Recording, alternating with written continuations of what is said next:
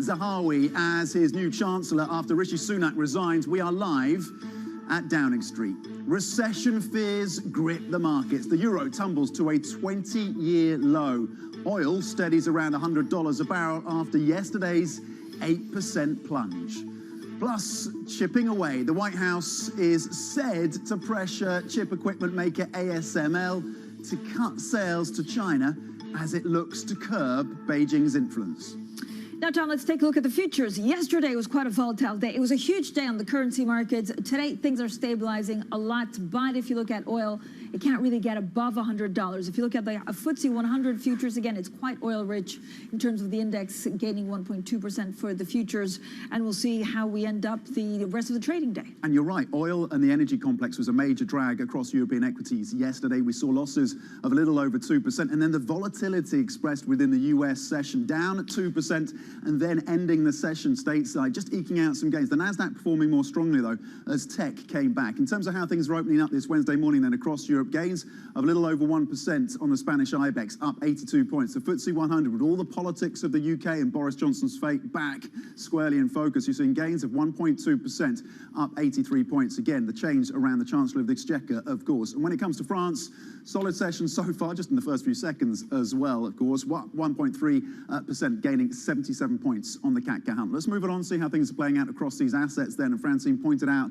the pressure across the currency space. King dollar again yesterday, euro falling to a 20-year low. The GBP as well, the pound sterling also under pressure, as was the Russian ruble. Currently futures unchanged when it comes to the US. Again, that whipsawing session that we saw on Tuesday stateside. The US 10-year 282, just a move there of almost 2 basis points. You're seeing a bit of selling across the bond space, both US and sovereign debt in Europe. Euro dollar 102, that question around parity, and Mark Cudmore of our MLive team is saying that parity is not really particularly ambitious given the challenges that the Eurozone faces. 102 on euro dollar. Crude again in focus following that WTI drop of 8% yesterday. 101 on crude, currently gaining 1.6%. Francine. Yeah, Tom, yesterday, actually, I was moderating a conversation between Christine Forbes of MIT and Raghurajan, formerly of the Central Bank of India. And they were saying it's amazing how things go quickly in economics at the moment, that 1 minute there's inflation, the other we could see it a little bit less. And I think it's the same pattern for the market. So yesterday, it was recession fears being really priced in, oil below $100, Goldman Sachs is severely pushing back against it. And you can see today when you look at the sectors, they're all in the green, even utilities that are the ones that are gaining the least are still gaining some 0.7 to 8%, and then the upside we have financial services, energy, and of course technology gaining between 1.5 and 1.8%. So for the moment, we don't know if it holds, but for the moment, again, the inflation recession fears that were done yesterday seem to have been overblown. Yeah, that's key, isn't it? We don't know if it holds that line, of course. Bloomberg Economics now putting the chances, according to them, of a US recession in the next year at 38%, almost 40% chance of recession. US recession, according to Bloomberg Economics. From the US, though, recession fears to the politics of the UK. And what a day yesterday. What a night for British politics. Boris Johnson on the brink. That is the front page of today's Times newspaper as the UK Prime Minister fights for his political survival. Once again, this morning, his government has been rocked by the resignations of Chancellor Rishi Sunak, of course, and Health Secretary Sajid Javid. Both quit over revelations that Johnson lied about the extent of his knowledge of misconduct allegations facing a newly appointed cabinet ally. It was a mistake, and I apologise for it. I think in hindsight it was the wrong thing to do. I apologise to everybody who's been badly affected by it, and I just want to make absolutely clear that there's no place in this government for anybody who is predatory or who abuses their position of power. Well, that apology was clearly not enough for the former Chancellor and the former Health Secretary. For more, we are joined by, and from Downing Street, by Bloomberg UK reporter Lizzie Burden, who was across all of this, of course, yesterday evening as all the news broke. Lizzie, it has been described then as one of the biggest days of drama in Westminster since the fall of Margaret Thatcher. Just walk us through what happened last night. Well, Boris Johnson's premiership is on the brink. That's the theme on the UK national newspapers this morning. It started, of course, with that apology you just played from Boris Johnson, attempting to make up for his constantly changing line on his handling of the Chris Pincher affair, the latest chapter in the Westminster story of sexual scandals, this alleged misconduct by Chris Pincher, the MP, who was reappointed to the government as Deputy Chief Whip. That was quickly followed by the resignations of Sajid Javid, the Health Secretary, and Rishi Sunak, the Chancellor. Both of their resignation letters had very venomous language about integrity. They could not continue to defend Boris Johnson in public on the Pincher affair, and then it was followed by a resignation by the Attorney General and a string of junior ministers. So really it does seem that the tide has turned on Boris Johnson. He came back with an emergency reshuffle, replacing Sunak with Nadeem Zahawi, and Steve Barclay, the former Chief of Staff, replaces Sajid Javid at Health. And key figures came out in support of Boris Johnson: Dominic Raab, Liz Truss, Priti Patel. But the question today really is whether any more ministers are going to go through that door and hand in their resignation. Yeah, and Lizzie, so we could have more resignations today, but also you lose two of your most senior cabinet members. How can Boris Johnson actually survive this? Two of his most senior cabinet members, and they'll be now on the back benches, more free to organise against him. Remember, Rishi Sunak had been the golden boy, a front-runner to replace Boris Johnson, though his reputation was tarnished by his wife's tax affairs and then his handling of the cost of living crisis. Today, the next hurdle is Prime Minister's questions for Boris Johnson. The opposition leader, Keir Starmer, has seemingly missed the open goal in previous weeks, focusing more on policy than personality. And then Boris Johnson faces the liaison committee in Parliament. That's the heads of all the different select committees, so a tough crowd to please there. But to get rid of Boris Johnson, he'd either have to voluntarily resign, which looks unlikely, or the 1922 Committee of Conservative Backbenchers would have to change their rules so that they can have another vote of confidence in less than a year. Lizzie, thanks so much. Lizzie Burden there outside, of course, Downing Street. And I have to say, we know very little about the Chancellor. He's come on this program many times as business, of course, cabinet minister, but we don't 100% know how he'll deal with inflation. It's probably the worst time in history to lose your Chancellor when you have such a big cost of living crisis. Now let's get over to the Bloomberg MLive managing editor, Mark Cudmore. And Mark, you're looking at Germany today. Yeah, good morning, Francine. The producers told me to be quick, so I'm going to fly through three charts for why I'm very bleak on German equities for the second half. They just fell yesterday to the lowest level in 20 months, down about 20% from the highs. They have much more to fall. I'm not making any short-term view, but over the next 6 months, 9 months, they definitely have much more to go. Here's the first chart. German PPI year on year, going back as far as records go, almost 50 years, back to 1976. You can see that more than 10% year-on-year inflation was just unheard of. Now we have 33.6% year-on-year inflation. That is the May print. Note that natural gas, benchmark natural gas prices for Europe are up about 75%, 70 to 75% since May, and therefore this is likely to get much worse. Now, obviously, higher PPI directly squeezes corporate margins. The next chart I want to show you is German GDP consensus forecast. They have fallen down to 1.75% now from 4.1% back in January. If we can change the chart, it'll be coming any minute now. But I'm saying they have much more downside to come because of the gas crisis in Europe. And if it That 17.75% is way too optimistic. The reason I want to show that is because over the last 3 months, they've barely been downgraded at all. And we know the developments have been getting much, much worse. So the first two charts show that corporate margins are being squeezed because of producer prices. And the next chart shows the German economic outlook is still way too optimistic and needs to be downgraded, even though it's got much worse. The final chart I'm showing you now is DAX earnings per share forecast. This is as far back as we have records on Bloomberg, going back to 2005, 17 years. They just rose to a record last week. So equity analysts think that it's the best ever time for German companies to make profits, despite the fact they're seeing producer prices go through the roof and despite the fact the economy is slumping. That is my quick spiel. There you go. Great job in less than 60 seconds. Mark, thank you so much. Mark Cudmore, there, our managing editor. And of course, this goes to the bigger problems with cost of living and what we've seen with inflation, certainly the price of oil. So joining us now, Bloomberg managing editor for EMEA Credit, Danya Albaja, and Hugh Gimber. He's global market strategist at JP Morgan Asset Management. So thank you both for joining us. Dana, if you look at what the hell's going on in oil, I mean, our market's now starting to price in a real recession.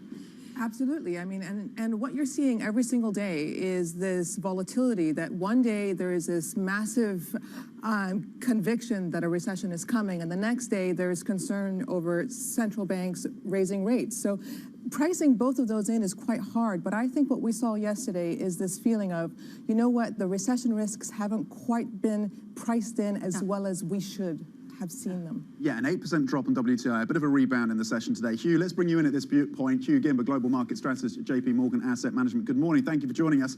Has the commodities bull run come to an end, Hugh? I'm not convinced it has, personally. I mean, if you look at Brent crude over the past week, we were at 120 or so per barrel just a week ago. Now we're close to 103, 104. And I'm not sure we've learned a huge amount of new information during that time. This seems to be a fairly familiar pattern that we've seen over the past few months, where once you get past the inflation data in a month and you start to move into the PMI data and other growth indicators that come out later in the month, you see that switch in market focus away from inflation and towards growth. I suspect that as we run into the next inflation print coming in a few days' time, that switch could start to revert back. I'm not sure we've seen enough in the growth data over the past few days to justify such a sharp slump in commodities. Hugh, do you think that actually the Fed can still manage some kind of soft landing, like let's say a recession-light environment for the U.S.? It's tough. History suggested that's going to be very difficult to achieve. But what is working in the Fed's favor at the moment is that when you look across the US economy, you do not see the signs of excess that have historically preceded very deep downturns. So if I look at things like residential investment or business investment, household balance sheets look in much better shape than we've seen previously ahead of really significant drawdowns such as the global financial crisis. So I think it's probably going to be difficult to avoid some kind of contraction in the growth data. I think that sort of technical definition of a recession could well be met over the coming year. But importantly for markets, we don't see the factors in place today that would suggest you should be looking at a prolonged and deep recession that would justify a much more significant drawdown in equities from here. Dana, where are the credit markets in terms of pricing in these recession risks? I think, you know, all of this volatility is an absolute nightmare for the credit markets because you don't know when is the right time to actually come and sell debt. And that's been the big issue. I mean, markets here in Europe have been absolutely hobbled by this volatility. We've seen sales so low. Companies are complaining that prices are too high. Investors are too nervous to come back into the market and buy new bonds. So it's more about issuance rather than the yield at this point? The yields are high. I mean, the actual refinancing costs are the highest since 2009. It's very expensive to actually sell. So there are those two things that are actually playing right now in markets. Hugh, what do you do with oil right now? Does it go, I mean, we have calls at 65, we had calls at like 150. Yeah, I mean, the dispersion in the forecast at the moment just tells you how difficult this is to call. But when I look at the fundamental backdrop for oil, this is still a very, very tight market. The ability for new supply to come online looks very limited. And particularly as we move into the winter and start to look at the risk of losing significant supply from Russia in terms of natural gas, I think that this bull case for oil is still intact. albeit, okay, we've seen a sharp drawdown over the past couple of weeks as recession fears start to get baked in. But I think demand over the medium term remains strong, and I think the market is going to struggle to keep up from a supply perspective. Hugh, what is the vulnerability, if there is any, to UK assets of the political uncertainty we're seeing here? Yeah, so I think the pound is most vulnerable in this scenario because the fundamental backdrop for GBP was already weak ahead of yesterday's news. Arguably, I think that the UK has one of the worst mixes of growth and inflation across developed markets today because we've seen demand already weakening and inflation, importantly, is going to peak much later in the UK than we're going to see in the US or the Eurozone. We're still going to have to deal with that next energy price increase, which is due to come through in October. The US has the labour market problem, continental Europe has the natural gas problem, and the UK has both. So I think for me, the feed through from the news that we've seen yesterday really exacerbates problems that were already in place for the outlook for the pound. Okay, Hugh Gimbert, Global Market Strategist at JP Morgan Asset Management. Thank you very much for joining us this morning. And Bloomberg Managing Editor Dana Al-Baltaji, thank you for walking us through some of the key themes and, of course, that focus on the credit markets. Plenty more ahead. We continue to unpack the latest developments since UK Prime Minister Boris Johnson fights for his political survival. We've used that line before. Let's see if this will be the final call. The curtain's closing for Boris Johnson. Plenty more ahead. This is Bloomberg.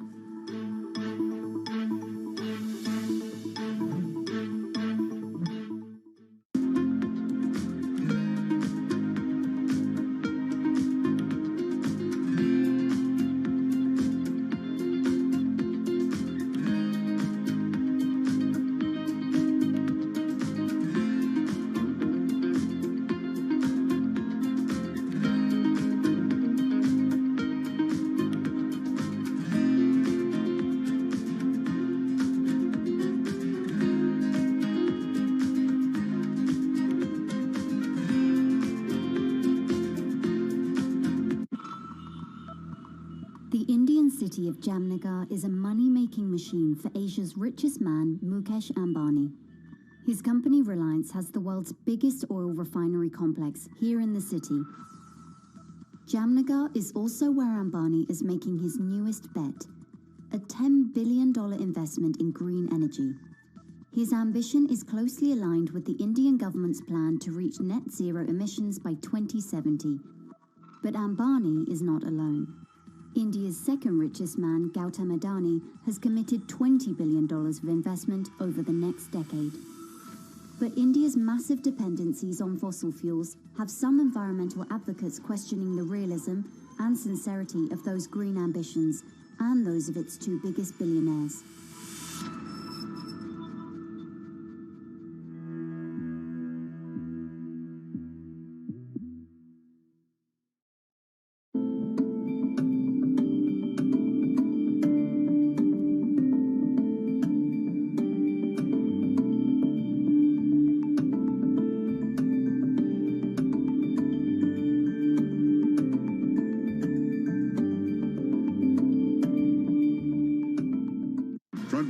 Exclusive interviews with the most influential figures in finance. Lloyd Blankfein. Deflation is a terrible thing. Inflation you could tolerate. Kathy Wood. Tesla will be in the pole position to dominate. Jeremy Grantham. We've had a very, very abnormal honeymoon Goldilocks period. First available on the Bloomberg Terminal, then on Bloomberg Television and Bloomberg.com. Front Row, the best seats in the house for business's greatest minds.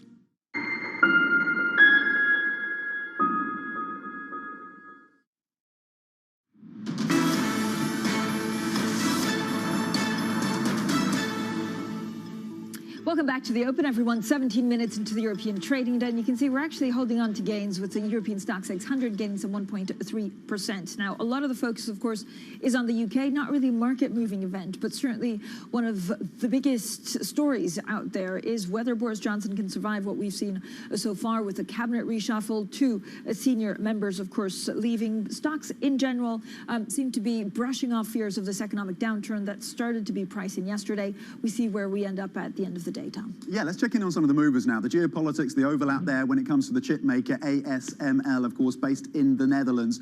Up 2.2%. This is on the back of the news that the US is pressuring the Netherlands and this company to curb and reduce its sales to China, again, as part of the US's attempts to check China's rise within the semiconductor space. But analysts coming out and telling Bloomberg that they don't think a complete ban on sales from ASML to China is likely at this point, gaining 2.2% on the back of that news. Uniper, we continue to watch this, of course. It's a canary in the coal mine when it comes to those gas supplies into Europe, particularly around Germany. It's the biggest supplier of gas in Germany. And we know that the government there is trying to work out in Berlin a deal around a bailout for this company, given the pressure it's on.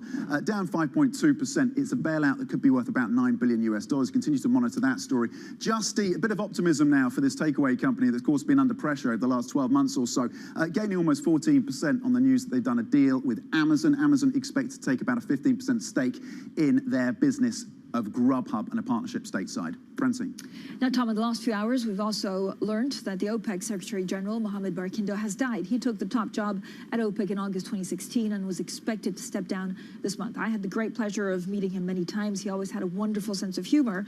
And really, he was one of the most able oil experts that also was able to do this shuttle diplomacy. I mean, when he saw the group starting, of course, to enter this one unthinkable partnership with non-members such as Russia, I remember he was doing the shuttle diplomacy to and from Russia almost, every 2 days, and no one's ever said a bad word about him.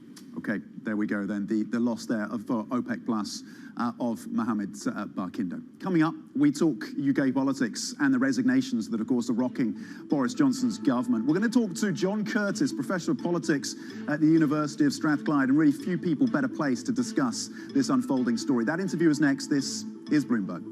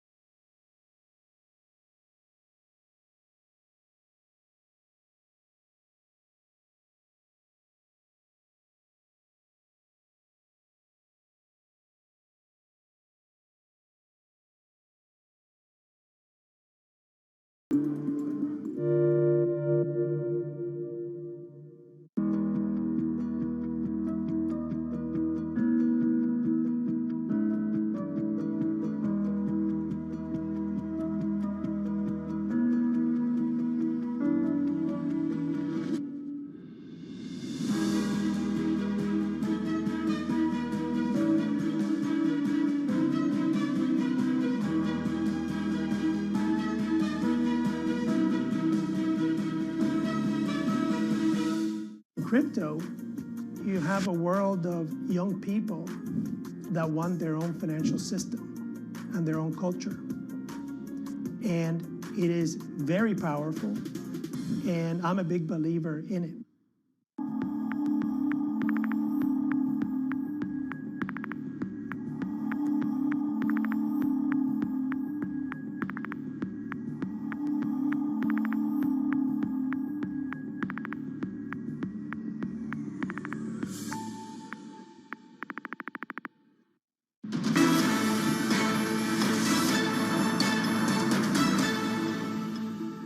Welcome back to the Open. We are 22 minutes into the European trading day. Gains across European equities of 1.7%. The FTSE 100 standing out, gains of almost 2% despite the political turmoil. Let's return then to the UK political story and the crisis engulfing Boris Johnson's government following the resignations, of course, of Chancellor Rishi Sunak and Health Secretary Sajid Javid. We are now joined by John Curtis, Professor of Politics at the University of Strathclyde. And Professor, thank you for joining us this morning. Given your experience, your history of monitoring UK politics, how does this moment stand out, and can Boris Johnson survive?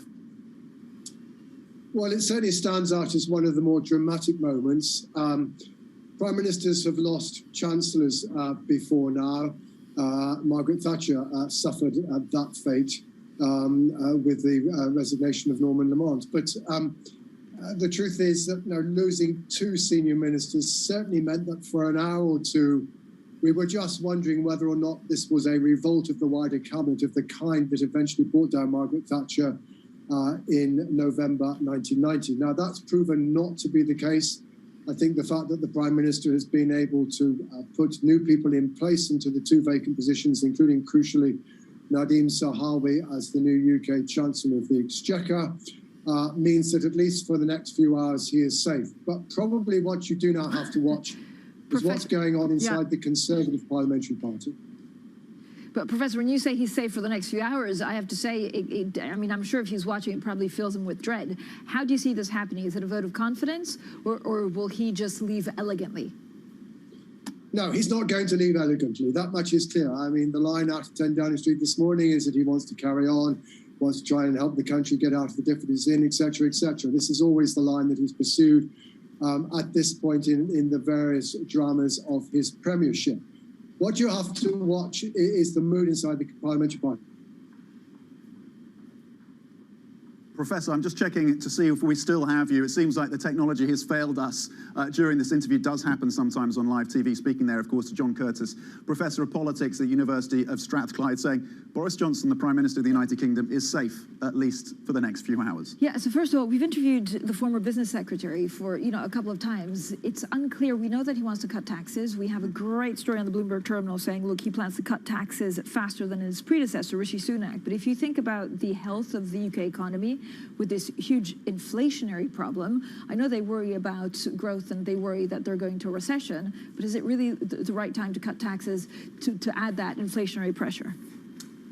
Professor Curtis, I think we've re-established the line. And so you were talking about the parliamentary party of the Conservative Party and the need to focus there in terms of next steps for Boris Johnson and his government. In terms of the 1922 committee and the remaking potentially of that committee, the importance of that, what should we be watching for there? What kind of time frame could we be looking at in terms of repurposing that committee, maybe setting up the system for another vote of confidence? Well, over the course of the next 10 days, Tory backbenchers are due to elect a new set of officers for the executive committee of that body. And it's the officers of that body who have the power potentially to change the rules on votes of no confidence. At the moment, the rule is that having had one, you can't have another one for another year. But that's a rule that could be changed. So what we now have to look out for is whether or not Tory MPs decide to vote for those MPs, those of their colleagues who are committed to potentially changing the rules. And certainly what we're getting in terms of mood music this morning is that there is now a body of Conservative MPs who still voted for the Prime Minister a month ago, who are now no longer willing to defend him. And the question is, has that tipped the Conservative Parliamentary Party into a position where a majority of them want him to go, and who therefore, as a result, a majority of whom will vote for those who wish to change the rules? Professor, thank you so much. John Curtis, our Professor of Politics at the University of Strathclyde. Now, coming up, we're back in Downing Street for the latest developments. We'll also focus on what Nadhim Zahawi might bring to the role of Chancellor, whether if he does cut taxes too much, that will be even more inflationary and so more of a nightmare for the Bank of England. We talk UK politics and UK economy next. This is Bloomberg.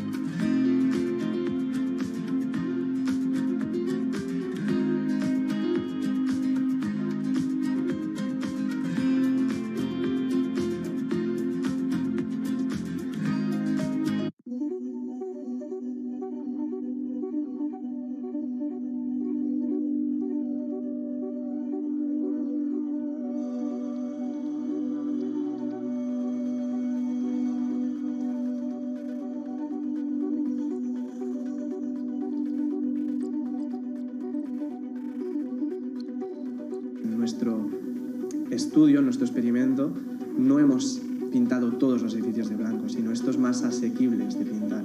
Y ya hemos detectado reducciones medias en el área metropolitana de 0,8 grados aproximadamente en un periodo de ola de calor y con picos máximos de 4 grados de disminución en un momento puntual del día, en una zona puntual del día. Y como dices, en una ciudad como Barcelona funciona incluso mejor que las zonas verdes, según las modificaciones nos detectan incrementos, o sea, disminuciones de temperaturas mayores con tejados blancos que con incrementos de zonas verdes como tienen planteados el plan director urbanístico.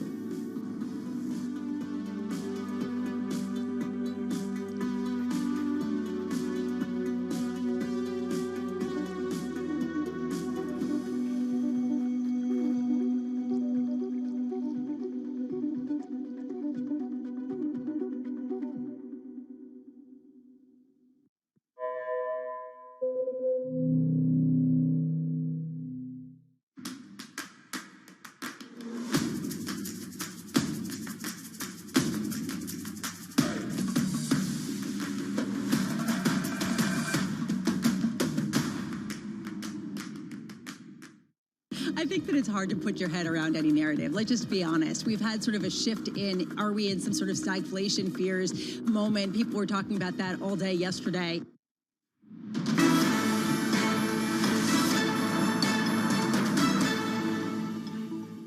Welcome back to the Open, everyone. 30 minutes into the European trading day. Here are your top stories. Johnson clings on. The embattled UK Prime Minister names Nadhim Zahawi as his new Chancellor after Rishi Sunak resigns. We're live at Downing Street. European stocks roar out of the gates and oil steadies around $100 a barrel. Recession fears linger.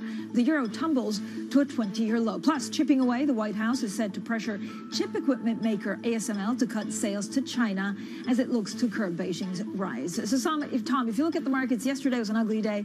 Today, things are looking up. I don't know whether they thought they were oversold or they don't think a recession is coming. Those recession fears, at least temporarily, I think that's worth highlighting, just temporarily at least, being put on the back foot when it comes to European equities. And you're seeing very solid gains. What political risk when it comes to the FTSE 100, gaining 2.3%. Across the board, a benchmark, gains of almost 2%. Don't forget the losses at the close in Europe yesterday were a little over 2%. So you're focused, of course, on basic resources and energy. There's some pickup there as well after that 8% drop for WTI. Oil is up. It's not making up for the losses that we saw yesterday, but it's back above $100 a barrel. The DAX, we saw the auto sector under pressure yesterday, currently gaining 245 points, 2%. The FTSE 100, as I said, just brushing off any suggestion that the political risk that we're seeing here is going to really weigh on UK equities, gaining 2.3%. Let's switch it over and see how things are playing out then across the sectors. The last time I checked, every single sector was in the green. That remains the case now. Travel and leisure leading by 2.6%. Similar picture for retail, media. Again, basic resources and energy is in the mix as well in terms of the optimism that's coming through, just at least in the first 30 minutes, with the context, of course, of the sell-off that you saw in Europe yesterday, the volatility in the US yesterday, and Bloomberg Economics suggesting that there is now a 38% chance, though, still, of a recession in the US in the next 12 months. Francine. So Boris Johnson, Tom, on the brink. That is the front page of today's Times newspaper as the UK Prime Minister fights for his political survival this morning.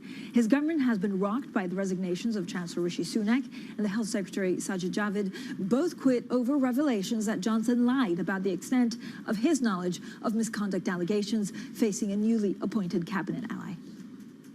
It was a mistake, and I apologise for it. I think in hindsight it was the wrong thing to do. I apologise to everybody who's been badly affected by it, and I just want to make absolutely clear that there's no place in this government for anybody who is predatory or who abuses their position of power. Now, for more, we're joined by Lizzie Burden, of course, a UK reporter from Downing Street. Lizzie, this is not the first scandal. This is not the first, of course, controversy for the Prime Minister. Is this time the final straw? Yeah, let's do it. it's not the first scandal, but let's not underestimate, it may not be the cost of living crisis, it's not Partygate, the first time a sitting Prime Minister was found to have broken the law in office, but don't underestimate how damaging Pestminster is, this series of sex scandals, alleged sexual misconduct that have plagued this government. It was enough to push the Health Secretary Sajid Javid and the Chancellor Rishi Sunak over the edge and hand in their resignations yesterday. But not only that, there have been a string of junior resignations as well, even coming in the past few minutes. So we're watching carefully cars that are arriving for any bigger resignations today from cabinet ministers. A report on the terminal in the past half hour from Bloomberg's Alex Wickham that Johnson's on red alert for signs of a coordinated plot from ministers to bring him down. If 6 or 8 of his cabinet quit, that would leave him struggling to form a cabinet, really laying bare the weakness of Boris Johnson at this point. But it doesn't look like he's going to voluntarily resign. It would need the 1922 Committee of Conservative backbenchers to change their rules to end his one-year shield from another vote of confidence, which of course he just survived one of those in recent weeks. Lizzie, what do we know about the new Chancellor of the Exchequer, Mr. Zahawi, and what his policies may entail? Well, he has a reputation for delivery. One of his previous positions was as vaccines minister, and he's just been on the radio talking about what he'll be doing as Chancellor. He has said that he's determined to do more on tax cuts. Nothing is off the table. Reportedly, he'd be willing to reverse the planned corporation tax rise that had been in the pipeline. But he does reiterate the need for fiscal discipline because of course, all of this is going to cost and will require borrowing, and without that fiscal discipline, the Bank of England is likely to have to get tough. But really, Boris Johnson's boosterism on the economy was another issue for Rishi Sunak as Chancellor. He put it in his resignation letter. He said that if something is too good to be true, it probably is. So having Zahawi on board is going to make it much easier for Boris Johnson to handle the speech on the economy that's planned for next week between the leaders of number 10 and 11 Downing Street. Okay, Bloomberg's Lizzie Burden outside Downing Street with the latest, of course, on the politics and the unfolding crisis around Boris Johnson. Let's bring in Jane Foley then, head of FX strategy at Rabobank, and a view, of course, on all the FX volatility that we saw yesterday. Let's start with the UK, where the pound is up about 0.2% at 119 today, Jane. And of course, the context year to date lower by about 10% versus the dollar. How much of the political risk is priced into the pound at this point? I think there's a lot of political risk in there. I think particularly from the point of view of international investors, and when they look into the UK and what they see is something which isn't attractive. I think in the wake of Brexit, I think the investors want to see clarity. They want to see coherence. They want to see how the government is going to bring growth back into the economy. We all know there's really poor forecasts for growth for next year. The OECD say no growth, the worst in the G20, apart from Russia, for instance. And I think that the investors want to see direction. They're worried about the Northern Ireland Protocol, the fact that could break law. And these are distractions, all this sleaze allegations, all of this news about Partygate, and now these resignations. It's not what the market wants to see. It's certainly not what sterling wants to hear about. And so actually, if we do move on in the next few months, whether or not we get a new leader or just some clarity, I think that's what investors really want to see in terms of direction. But Jane, are tax cuts going to be extremely inflationary, and how much of a headache is that for the Bank of England? Can you see, for example, the Bank of England having to hike rates whilst the economy is going to a recession? Well, I think that's actually what's happening right now. I mean, the Bank of England already forecasting one negative print for the second quarter GDP, and I think that's fairly obvious given the monthly April number that we've already seen for GDP. I think for many people, particularly in lower households, it feels like a recession to them already because their incomes, their real incomes have been cut so much because of inflation. So in a way, I think we already have this stagflationary issues for the Bank of England to face. Now, in terms of tax cuts, I think if the government government does that wisely, that might be able to benefit the economy, to get investment going, to get growth going. Because I think if we look at sterling particularly, we've seen the Bank of England hike interest rates 5 times. It was out of the traps in terms of rate hikes faster than some of the other major central banks. And yet sterling is not benefiting, and that is because the market is worried about growth. And so if we can get some degree of clarity about where investment is, what's happening with respect to the post-Brexit economy, if we can perhaps do something on corporation tax, that might be beneficial to investors. But I think at this point, investors want to see growth opportunities. They want to see opportunities for productivity rise. And I think the government does have to try and address those issues. Okay, so from the growth challenges and the recession risks around the UK to the similar challenges facing the Eurozone, of course, different in flavour, Jane. What is your view on the pound? The next level to watch, I should say, for the single currency, the euro, given these increased calls that you're going to get to parity, not by the end of the year, but even sooner, currently at 102 euro dollar.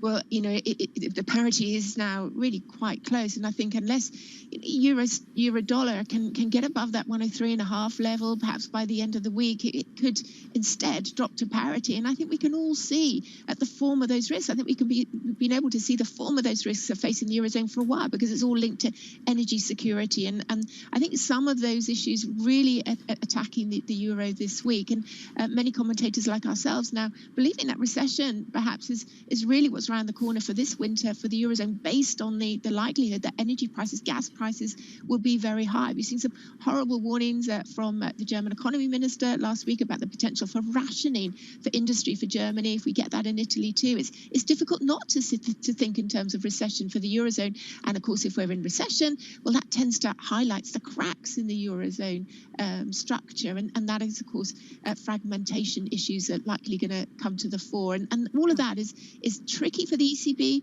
and negative for the euro. Jane, what's surprising is also we're looking at a possible parity, and actually most of the other markets are not batting an eyelid. Is it symptomatic of the fact that we're just not sure what's coming, and so it's extremely difficult to price? Well, that's right. And I think when we're talking about these uncertainties, any uncertainties, whether or not it be Eurozone recession or US recession or, food issues in Africa, all of these things really mean people buy the dollar. Uncertainties mean that people just keep hold of the dollar because they need the dollar to pay their invoices or to pay their dollar-denominated debt if they're in EM, etc. And all of these uncertainties basically suggests that no one wants to risky assets and everyone wants a dollar. It boils down to something that's really quite simple at the end of the day. So we've got to view the risk for parity and indeed the risk for cable in the context of a very strong dollar right now because of the large degree of risks that are out there. Jane, thank you so much. As always, Jane Foley, their head of FX strategy at Rabobank, and I feel like we need to get Jane back and maybe talk like an hour about the yen, because Japan is another case in point that we just don't know how it ends. Coming up, growing labor unrest emerges as the latest shock to global supply chains. We have more of that story next, and this is Bloomberg.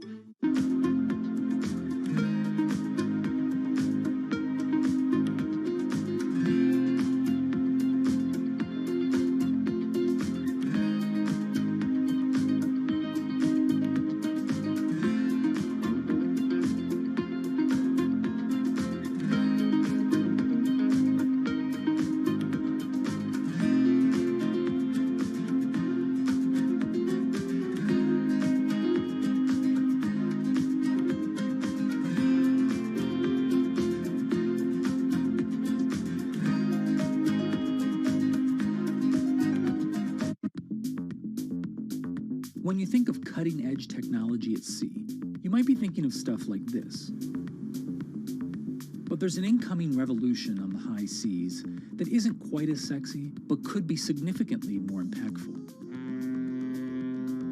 Container shipping is the key component of global trade. About 80 or 90% of all the world's goods are transported at sea at some point. But there's a significant unseen cost to the modern era of global commerce. About 3% of all the world's CO2 emissions come from shipping. 3% may not sound like a lot, but that's roughly comparable to the entire CO2 output of Germany. Since reducing trade isn't a likely option, what about a technological improvement to help reduce the emissions from these well-stocked maritime behemoths?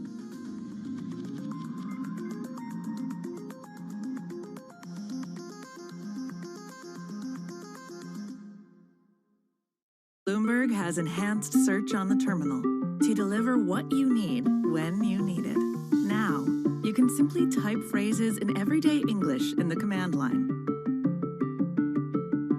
Compare financials. Find people. Analyze markets.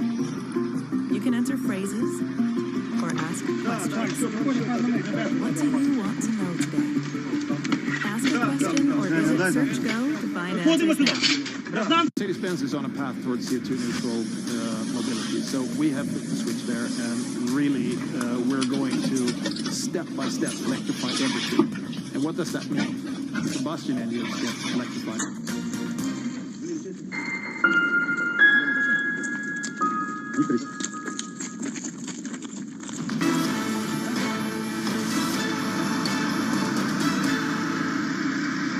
Welcome back to The Open, everyone. 44 minutes into the European trading day. And look at that. Not only are we seeing gains, but actually the gains accelerated as well.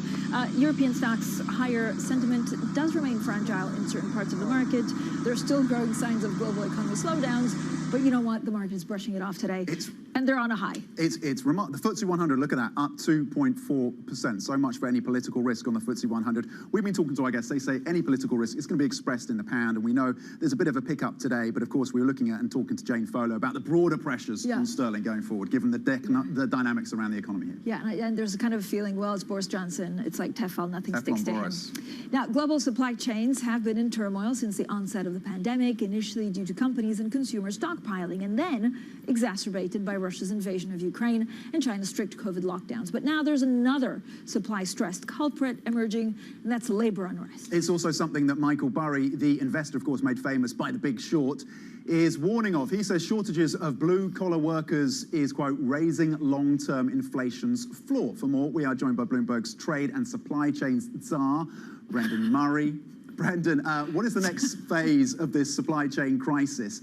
How is it unfolding? When are we going to see a resolution? Right. So Germany's Kiel Institute is out this morning with a report that says, for example, the ports in Northern Europe, where a lot of commodities come through, auto parts, goods that we buy for our households, the congestion at these ports is twice as bad as it was since the beginning of the year. So what we're seeing are two things. The workers at these ports and the logistics companies around them are getting COVID again. They have to stay out for a week or two. That slows movement of goods down.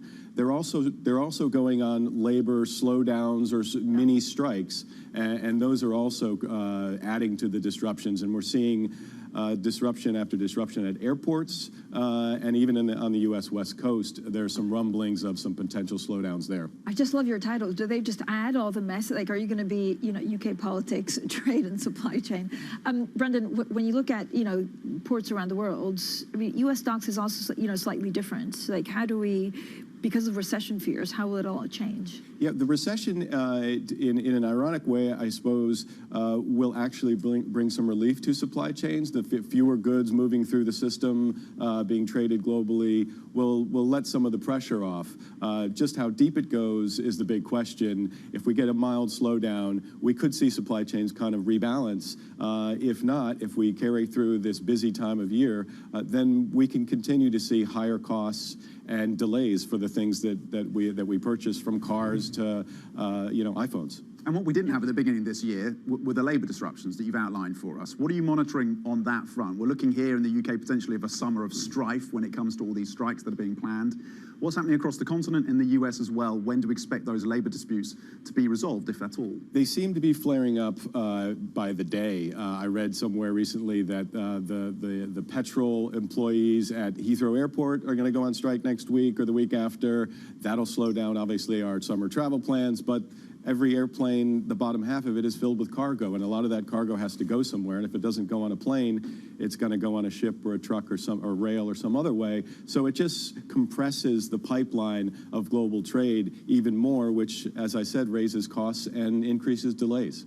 Brendan, I mean, there's this great vessels map, which I have to say is something out of the Matrix that you can do on the Bloomberg terminal, looking at all the cargo ships kind of moving in and out. And I think you can also see some of the cargo ships move live. When are we expecting, this I know is a big question, when are we expecting things to stabilize? Are we talking like 12 months, 18 months? Can it take longer? The best guesses that I've seen are the middle of next year. Those are also the forecasts that we hear from economists for the U.S. economy to be in recession, Europe to be in its own slowdown. So the most forecasts of supply chain relief are tied to this idea that the economies around the world are going to slow down as well. But it's not, I mean, Tom's in the market for a new car. I mean, is it going to take him like 2 years to get it, and then suddenly there's going to be like EVs everywhere? I would say you'd better order at least with 12 months expectation of delivery for that. The ballpark figure is 52 weeks. Well, it's a year. That's what they're telling me. So, but then with Francine, you're suggesting, maybe there's an EV glut 2 years down the line. Tom is ordering at 11 a.m. today so that he can drive it in a year. Yeah, I'll be. In a year's time, I'll be picking up the keys. Brendan, thank you. Brendan Murray there, of course, our global czar for everything that is supply chain, but also trade. Coming up, the U.S. pushes for ASML to stop selling chip making geared to China, expanding its campaign to curb the country's rise. So we have the details next, and this is Bloomberg.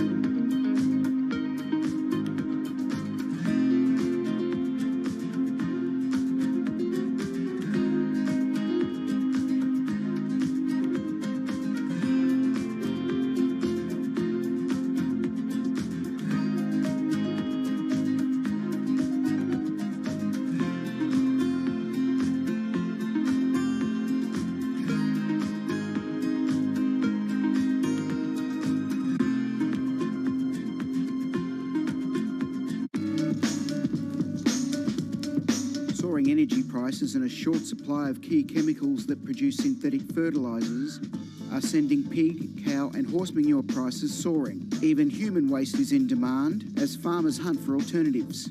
Fertilizer helps increase crop yields. You can see how much moisture is held into this. It's a lot of organic material into the compost, so it breaks down. The manure and the straw breaks down into a friable mix that can be mixed into your soil in the ground and for growing a whole range of different vegetables.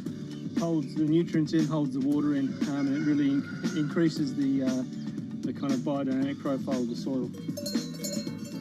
The recent price spike could mean more farmers going organic for the long term.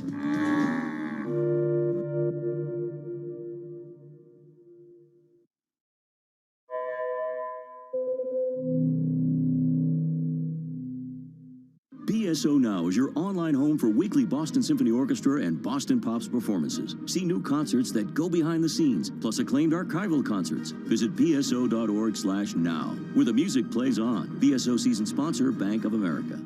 It's really a reminder, isn't it, just how sensitive the markets are to any commentary about trade. We did see some pressure on the yuan, we did see some pressure on the futures. That is now being reversed.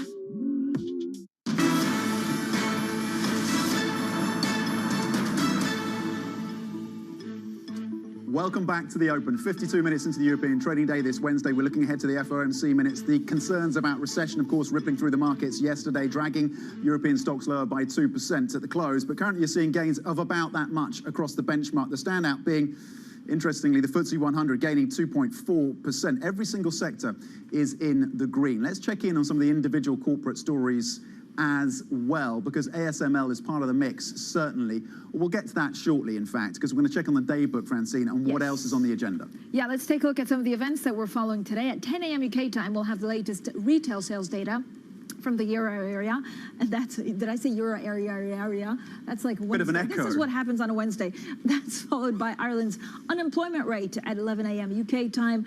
Then from midday onwards, we'll have a number of US data points, including mortgage applications, services, composite PMIs, and of course, JOLTS, job openings. And finally, 7 p.m. UK time, it's the Fed's minutes from the June meeting, and then look out for UK politics. Okay, and I was getting ahead of myself. The stocks to watch now is the segment that we're focused on. ASML as part of the MAX, as is Uniper, of course, the utility company in Germany. And we know that the German government, Berlin, is discussing a potential bailout. Pressure on that stock today, down more than 6%. Just Eat has tied up with Amazon in the States, taking a 15% stake in Grubhub, part of the Just Eat business, gaining 17%, of course, on the back of that news.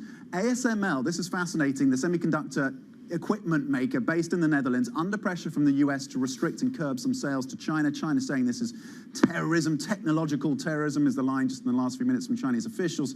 Analysts saying that an outright ban is unlikely. You're seeing actually a pickup there in the stock of around 3.5%. Let's dig into that ASML story then, and the pressure then from Washington on that company. Joining us is Debbie Wu, who's in Taipei, and can get us the details. Debbie, what exactly is the US asking ASML to do?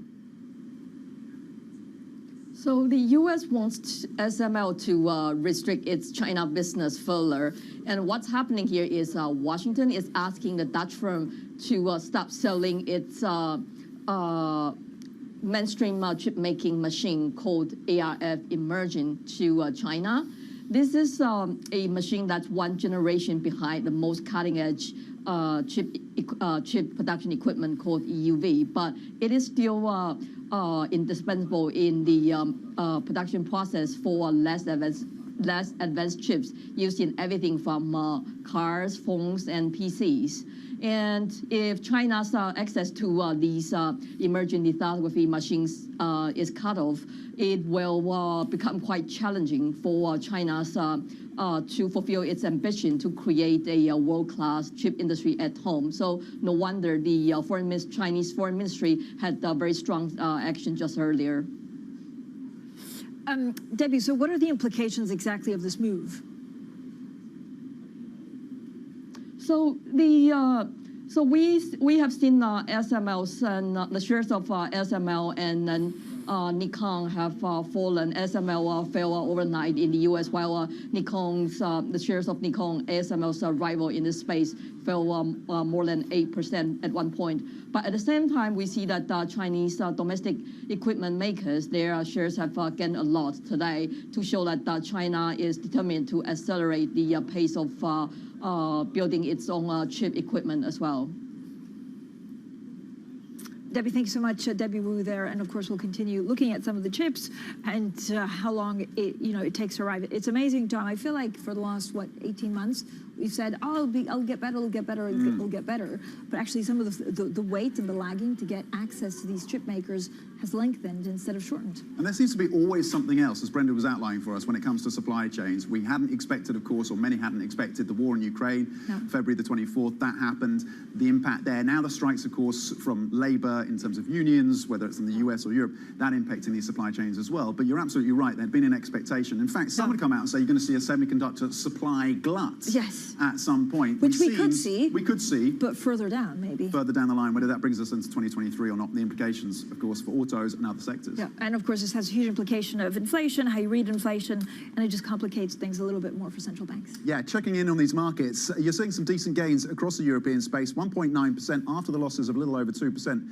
The futures stateside pointing to gains of between around 0.2%. The Nasdaq futures, by the way, the Nasdaq 100, of course, gaining pretty solidly yesterday after a whipsaw session for US markets. So setting up some modest gains in the US.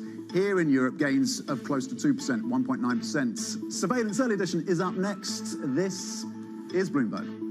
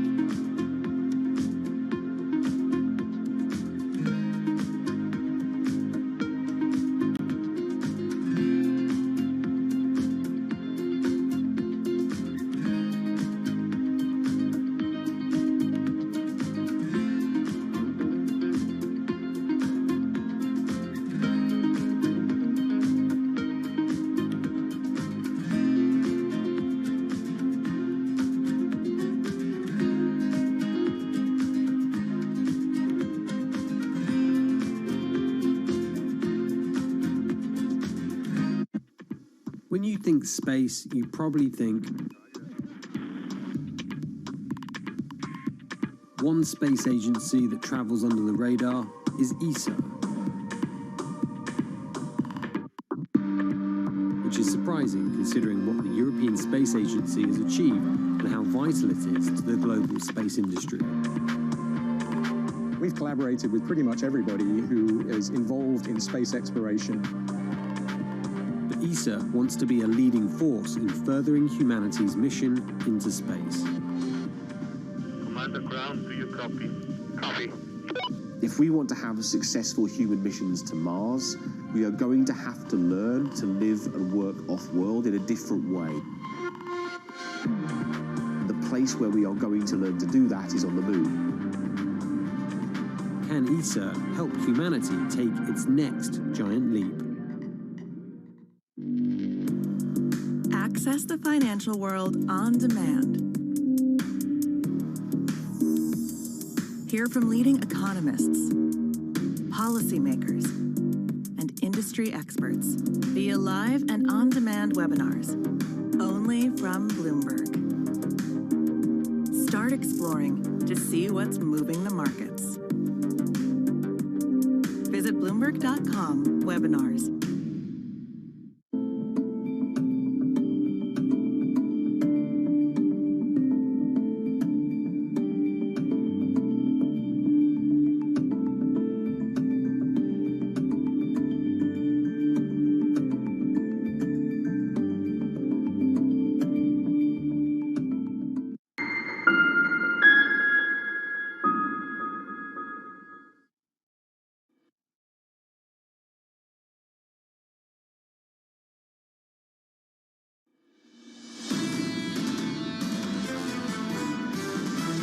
I would argue even in a pretty deep recession, I just don't see oil prices going below $80, maybe even not even $90 because of years of underinvestment. Overall, we're looking at an economy losing momentum faster than what we anticipated. So right now we have a recession call for beginning the first half of next year, but I think if anything, the data shows that timing looks like it could be even sooner. It was a mistake, and I apologize for it. I think in hindsight it was the wrong thing to do. So I just want to make absolutely clear that there's no place in this government for anybody who is predatory or who abuses their position of power. This is Bloomberg Surveillance, Early Edition with Francine Lacqua. Well, good morning, everyone, and welcome to Bloomberg Surveillance Early Edition. I'm Francine Lacqua here in London. Here's what's coming up on today's program. Boris clings on, the embattled UK Prime Minister names Nadhim Zahawi as his new Chancellor after Rishi Sunak resigns. We're live at Downing Street. Huge swings in the markets. The euro tumbles to a 20-year low. Oil steadies around $100 a barrel after yesterday's 8% plunge. Plus, chipping away, the White House is set to pressure chip-making equipment maker ASML to cut sales to China as it looks to curb Beijing's rise. Now, first is the markets. First things first, I can't get my words out because we had all of that political turmoil in the UK. A lot of us actually stayed up through the night to see what was happening, who was resigning next. No matter, this is what the markets are telling us. European stock 600 gaining almost 2%. If you look at U.S. stocks futures, they're fluctuating a little bit. Fragile sentiment is still there, but it's nothing like we saw yesterday. So yesterday there was definitely a worry of a recession. Again, it's all to do with inflation and what central banks will do. But yesterday we also saw oil below $100 a barrel. This is not what we're seeing today, but we will get oil in just a second to look at some of the market moves. For the moment, it does seem that there's a bit of bargain hunting maybe in some of the technology stocks. But as I say, U.S. futures actually fluctuate. So let's get straight to the map to see if there's any difference compared to the proximity of where you are. For example, the DAX gaining 1.2%, the UK also strong gains, and this is led by oil yesterday, oil down. And then you have this divergence between what Citigroup say and what Goldman Sachs. I have rarely seen such a divergence in terms of forecast for the price of oil. It ranges from anything from $65 to $150. Now, Johnson is on the brink. That's the front page of today's Times newspaper as the UK Prime Minister fights for his political survival arrival this morning. His government has been rocked by the resignations of Chancellor Rishi Sunak and the Health Secretary Sajid Javid. Both quit over revelations that Johnson lied about the extent of his knowledge of misconduct allegations facing a newly appointed cabinet ally. It was a mistake, and I apologise for it. I think in hindsight it was the wrong thing to do. I apologise to everybody who's been badly affected by it, and I just want to make absolutely clear that there's no place in this government for anybody who is predatory or who abuses their position of power. Now, Bloomberg's Lizzie Burden is at Downing Street. So, Lizzie, it's been described as the biggest day of drama in Westminster since the fall of Margaret Thatcher. What exactly happened last night, and are we going to get more resignations today? I'm not surprised you stayed up all night watching it, Francine. It was a dramatic one. It started with the surprise apology by Boris Johnson for his handling of the Chris Pincher affair and the alleged sexual misconduct on that MP's part before he was rehired into the government. And then it was quickly followed by the resignation of Sajid Javid, the Health Secretary, and then the Chancellor Rishi Sunak in the middle of a cost of living crisis. Both of their resignation letters focused on Johnson's integrity. They said they couldn't publicly defend what he was asking them to defend in public anymore. And then it was followed by the resignations of a string of junior ministers. So it really does seem that the tide has turned. But Boris Johnson came back with an emergency reshuffle. He replaced Sunak with Nadhim Zahawi. We can talk later about what that means for the UK economy. And he also picked Steve Barclay for the health department. But key figures have come out in support of the Prime Minister. Dominic Raab, Liz Truss, Priti Patel. We're just watching the flow of cars to see whether there'll be any more high-profile resignations this morning. Because just recently on the terminal, we've had a report by Bloomberg's Alex Wickham saying that Johnson is on red alert for signs of a coordinated plot from his ministers to bring him down. And if 6 or 8 of them quit, that would leave him struggling even to form a cabinet. So, Lizzie, what exactly do you know about the replacement of Rishi Sunak? He was business secretary. He's come on Bloomberg TV. How will he deal with inflation, and what will he do with taxes? Well, it was one of the big points of contention in Rishi Sunak's resignation letter, actually, his differences from Boris Johnson on how to handle the post-COVID recovery. He said that if something is too good to be true, it probably is. Their approaches are fundamentally different. Well, in Nadhim Zahawi, Boris Johnson is likely to have more of an ally in his boosterism, a willingness to be fiscally loose.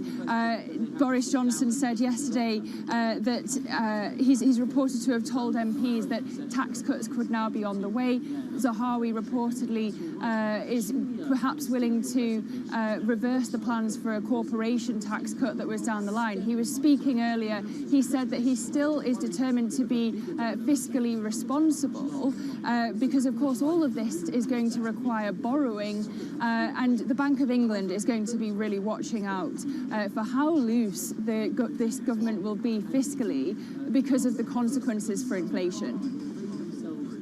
Lizzie, thanks so much. Lizzie Burden there with the very latest, of course, on all of this political turmoil. Now, joining us, Mij Rahman, Managing Director for Europe at Eurasia Group. But Mij, you are one of the great political watchers, not only of the UK, but of the rest of Europe. Do you think Boris Johnson can survive this? I think it's unlikely, Francine. I think, we had a 70% conviction that Boris Johnson would face a vote of confidence before the Pincher affair.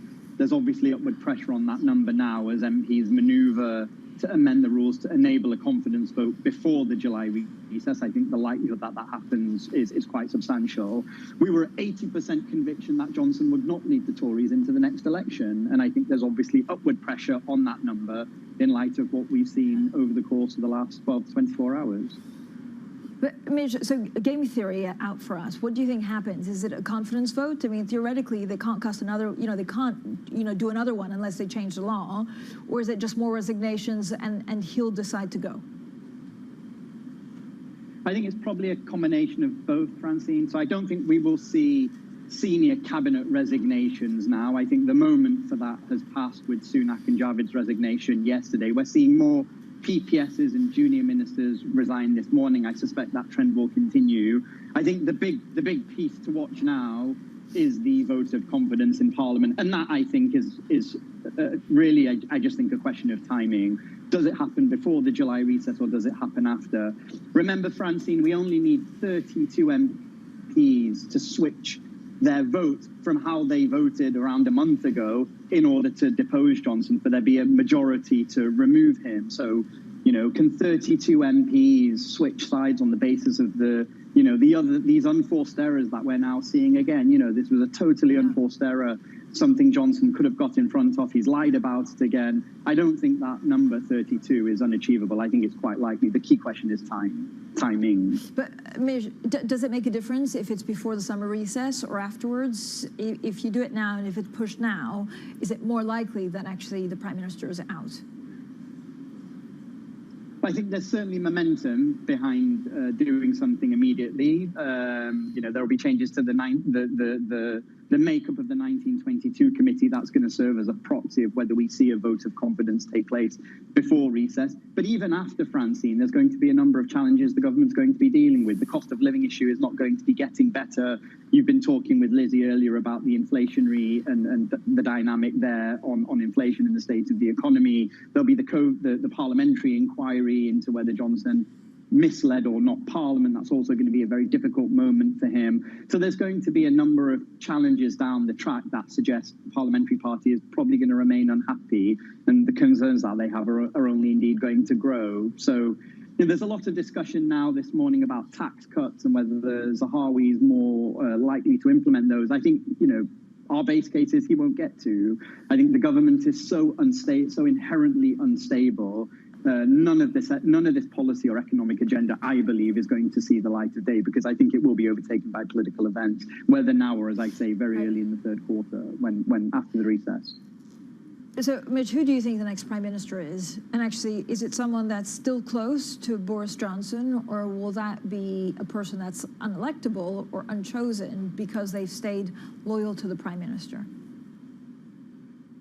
So, Francine, that's a very difficult question to answer. You know, you saw what happened to the Labour Party. The pendulum swung. They went from a Jeremy Corbyn to a Keir Starmer. It's not inconceivable that one of the One Nation Tory MPs, a Tom Tugendhat, a Jeremy Hunt, a Penny Mordaunt is a name I'm hearing more and more, that a more centrist MP emerges, Tory MP emerges, indeed, if Johnson is deposed. But that's a difficult question to answer. You know, the parliamentary shenanigans around how the Tory MPs decide which two MPs will be on the ballot and face the contest among Tory members. That's a really difficult and uncertain issue to see through. Where we have growing conviction is on the outcome of the parliamentary election, the general elections in 2024. I mean, our base case now is a Labour minority government with support from the Lib Dems and the SNP, regardless of who overtakes Johnson. You know, either before July, in the short or the medium term. Mitch, talk to me a little bit about what you think actually Chancellor Zahawi can do. So you basically believe that he has very little political power because of this political turmoil that's unlikely to empower him. But is he putting through tax cuts because he thinks it's the right thing to do for the economy, or is it just to pull at the heartstrings of the righter hand of the Conservative parties that don't recognize all of these aids and what's happened to taxes because of COVID? I think probably the bigger driver is Johnson needing to shore up the right of his party. Tax cuts, I think, are really the last throw of the dice to try and get the government through the July recess to survive in the very short term. I think that's why they're being talked about. That's why Zahawi's on the airwaves doing all the media interviews this morning. There was clearly a difference between Downing Street and Sunak's view of the economy and what it needs over the short and medium term. There was no real shared economic agenda or philosophy between those two men. I think Sunak was absolutely of the view he had to bear down on the debt. It was already of the view the debt to GDP was substantial pre-COVID. Post-COVID, obviously, felt there was a need to begin bearing down on that debt sooner rather than later, with a view to delivering these tax cuts next year. That was effectively, I think, his fiscal strategy. Zahawi I think has probably got the job because there is a more consistent agenda between himself and Johnson that will see more ambition on cost of living, more front-loaded tax cuts in the very short term. As I say, I think the larger driver for that is probably political and the need for Johnson to shore up certainly the right flank of his party. But, you know, will that be enough? If you think about people like Steve Baker, Andy Harper and others, are they really going to be satisfied by that in light of what I say was another completely unforced error, the Pincher issue, and something Johnson lied about, and will have lost further confidence of those MPs that supported him only a month ago. So I think it's probably too little too late. All right, Mij, thank you so much for all of the insight. Mij Rahman, their Managing Director for Europe at Eurasia Group. But now we're also getting some breaking news from the Chief Economist at the Bank of England, Hugh Pill, saying that the Bank of England is now willing to act faster on tightening if needed. Again, we did see a change in language in the last Bank of England report where they said they would, of course, watch and they could be more forceful. That led to a lot of questions on whether they could go through a 50 basis point hike at the next meeting. Now, coming up, the OPEC Secretary General, Mohammed Barkindo, has died. He was an oil industry veteran who steered the group through the creation of the OPEC Plus alliance. He had always given Bloomberg TV also quite a lot of time, a consummate politician, one of the very best in dealing with some of these very complex issues. He also had a sense of humor. We look at his legacy next. This is Bloomberg.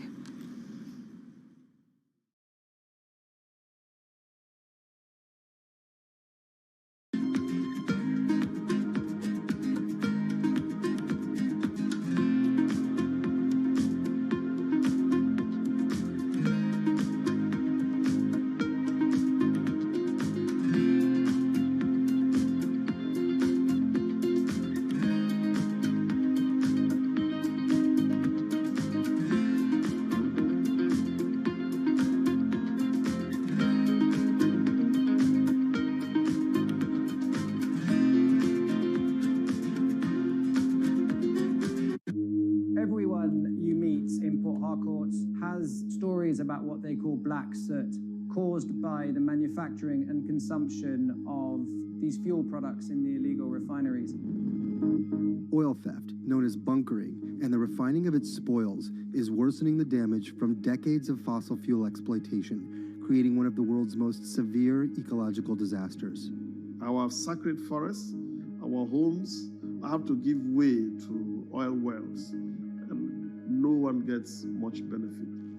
Imagine a resident of Port Harcourt who inhales this soot every second in 24 hours, 7 days a week, 30 days in the month, and for years now, we are dying slowly but surely, and our lifespan is reducing every day.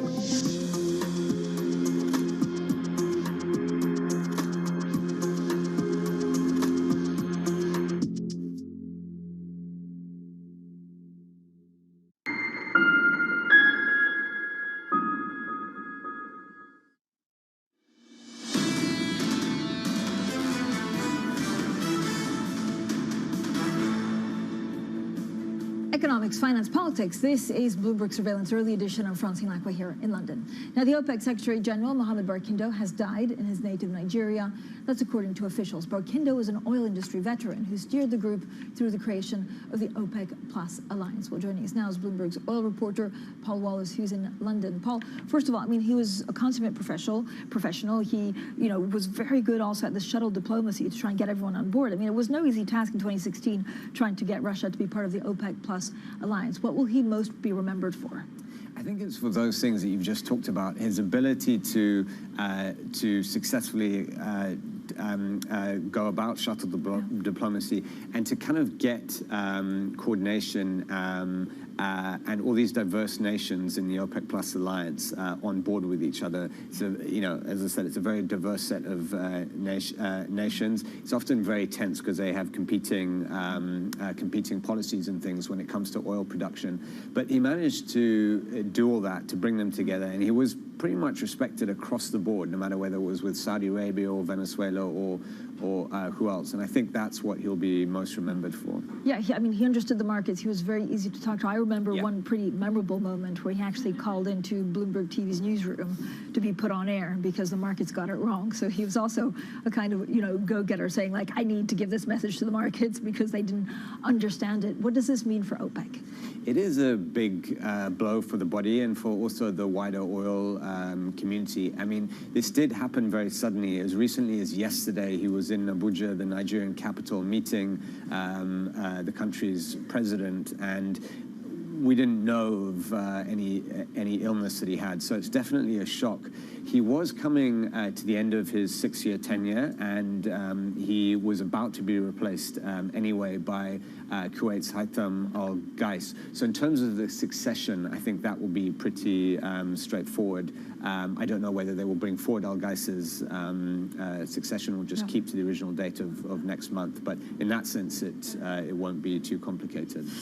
Paul, in this kind of, you know, very difficult markets where there's a lot of volatility, yesterday we saw a huge swing in the price of oil. What's the role of a Secretary General of OPEC? Is it to coerce? Is it to encourage oil-producing nations to pump more? Or is it just to find some cohesion?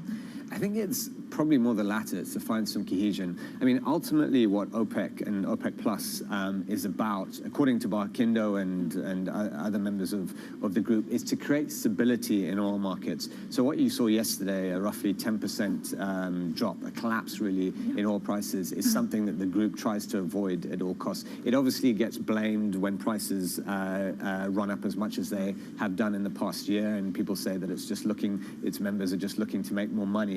But it does say that what it wants more than anything is a stable markets, and it doesn't want wild swings like what we saw yesterday. Paul, thank you so much. Paul Wallace there, of course, who leads our energy and commodities coverage in the Middle East and North Africa. Coming up, the UK Prime Minister Boris Johnson fights for his political survival as his scandal-plagued government is rocked by the resignations of Chancellor Rishi Sunak and the Health Secretary Sajid Javid. More on our top story throughout the program. This is Bloomberg.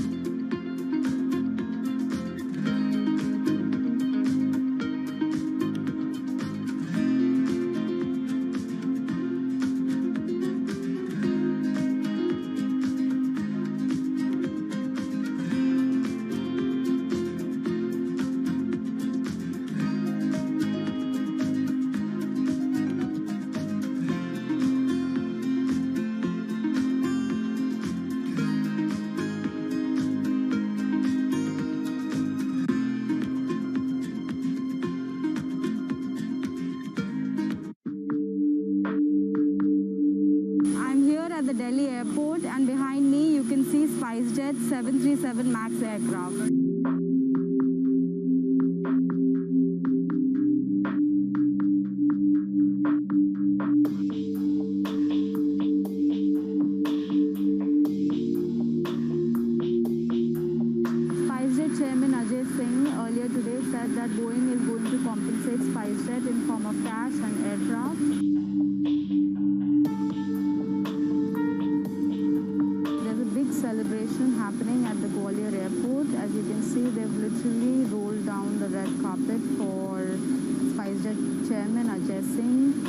There are balloons, there are for flowers. This is a big deal for SpiceJet because it is the only Indian operator of Boeing 737 MAX planes currently.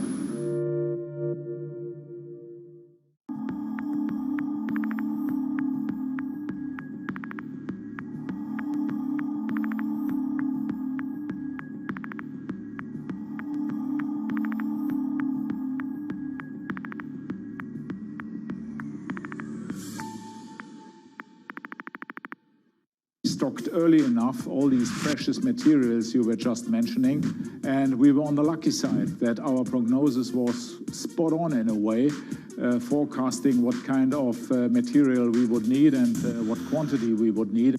Wherever you get your news. This is Bloomberg Daybreak with Lee. On Bloomberg Radio. Welcome to Daybreak Australia. This is Bloomberg Technology. This is Bloomberg Green. On TV, radio, and the web, this is Bloomberg.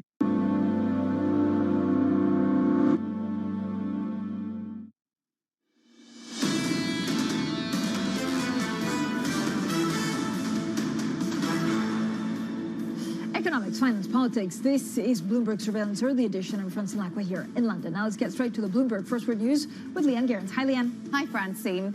The US is said to be pushing the Netherlands to ban ASML from selling essential chip-making gear in China. It's an expansion of Washington's campaign to curb China's rise in chip production. The proposed restriction would widen an existing moratorium on sales of advanced chip-making gear to China.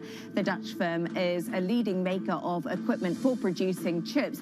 Now, Boris Johnson is digging in as a UK Prime Minister. Despite the resignation of two senior cabinet ministers, Johnson has publicly apologised for promoting a government official while knowing the MP faced sexual misconduct allegations. Chancellor of the Exchequer, Rishi Sunak, left saying, quote, "We cannot continue like this." Health Secretary Sajid Javid also resigned yesterday. Johnson has appointed Nadeem Sahawi as the new Chancellor to replace Rishi Sunak.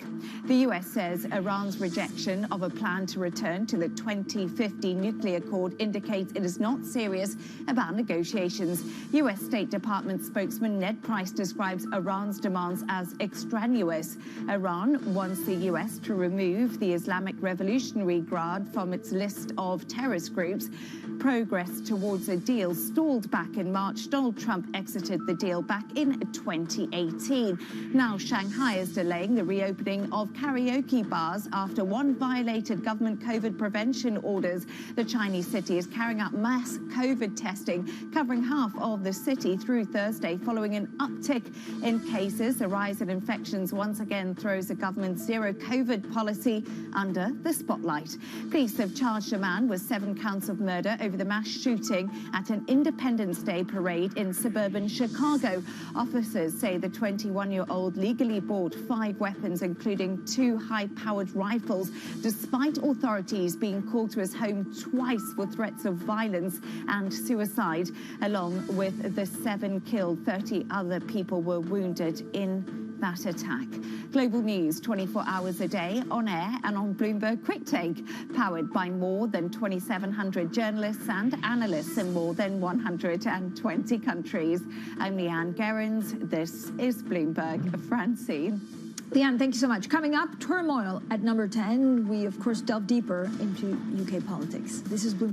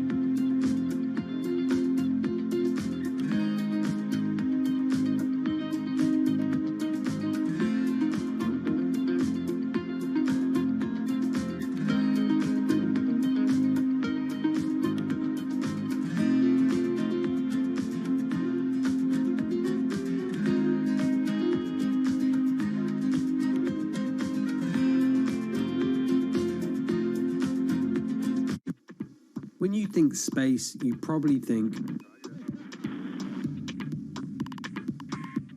One space agency that travels under the radar is ESA, which is surprising considering what the European Space Agency has achieved and how vital it is to the global space industry. We've collaborated with pretty much everybody who is involved in space exploration. But ESA wants to be a leading force in furthering humanity's mission into space. Commander Ground, do you copy? Copy. If we want to have successful human missions to Mars, we are going to have to learn to live and work off-world in a different way. The place where we are going to learn to do that is on the moon. Can ESA help humanity take its next giant leap?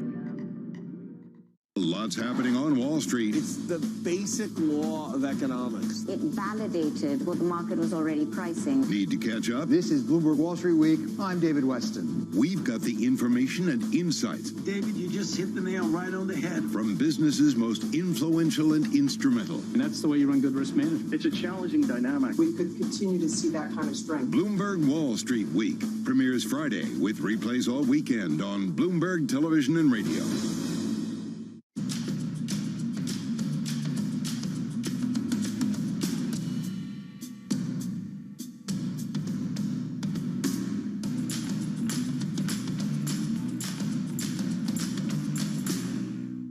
Market that over the past few weeks has made it clear it wants to go higher. It got a little spooked by the idea that geopolitical tensions are rising.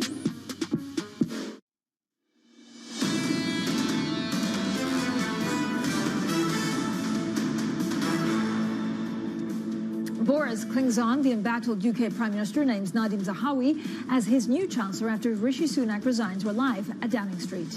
Now, huge swings in markets. The euro tumbles to a 20-year low. Oil steadies around $100 a barrel after yesterday's 8% plunge. Plus, chipping away, the White House is set to pressure chip equipment maker ASML to cut sales to China as it looks to curb Beijing's rise. Well, good morning, everyone, and welcome to Bloomberg Surveillance Early Edition. I'm Francine Lacqua here in London. Now, Boris Johnson clinging to power after appointing Nadhim Zahawi as his new Chancellor and Steve Barclay to the health portfolio in the wake of resignations by Rishi Sunak and Sajid Javid. Now, the pressure continues with the Prime Minister facing a grueling session in the House of Commons today. Well, Bloomberg's Lizzie Burden is at Downing Street. Lizzie, it's been described, of course, as a pretty dramatic day. That was yesterday, and it went all the way through the night. How many more resignations could we expect today? Well, this is the question, and our Alex Wickham, Bloomberg reporter, has reported that there is potentially a plot between cabinet ministers to coordinated plot on putting Boris Johnson on red alert, and if 6 or 8 of his cabinet quit, that would leave Johnson struggling to form even a cabinet. So we are watching to see the movements of cars coming to and from Downing Street to see if any other ministers tend to resign. At the moment, apart from Javid and Sunak, it has been lots more junior ministers, but of course that's an indication that the tide is turning on Boris Johnson. It doesn't seem like he's going to resign, but that is one way that will put another massive amount of pressure on him. So, Lizzie, what happens now? Is it a vote of confidence that could push the Prime Minister out? Is it someone that whispers in his ear, look, this is untenable, they're losing power, and it's time to go? Well, it's a question of process on the confidence vote, because Johnson has just won a confidence vote, of course. Well, he scraped through it. But the current rules mean that there can't be another one for a year. But there are going to be elections next week to this Conservative backbencher committee, and they could change the rules to reduce that leeway period from a year. However, the arguments against that would be it would create headaches for future prime ministers who are trying to get on with the business of government. Is there someone who could replace Boris Johnson and win a general election? Ministers might be looking around and thinking that there isn't a viable replacement. And there's also the question of whether whoever takes over would have the mandate that Boris Johnson has, having won that 2019 general election. Those are the arguments, at least, that the remaining cabinet are putting forward on the airwaves today.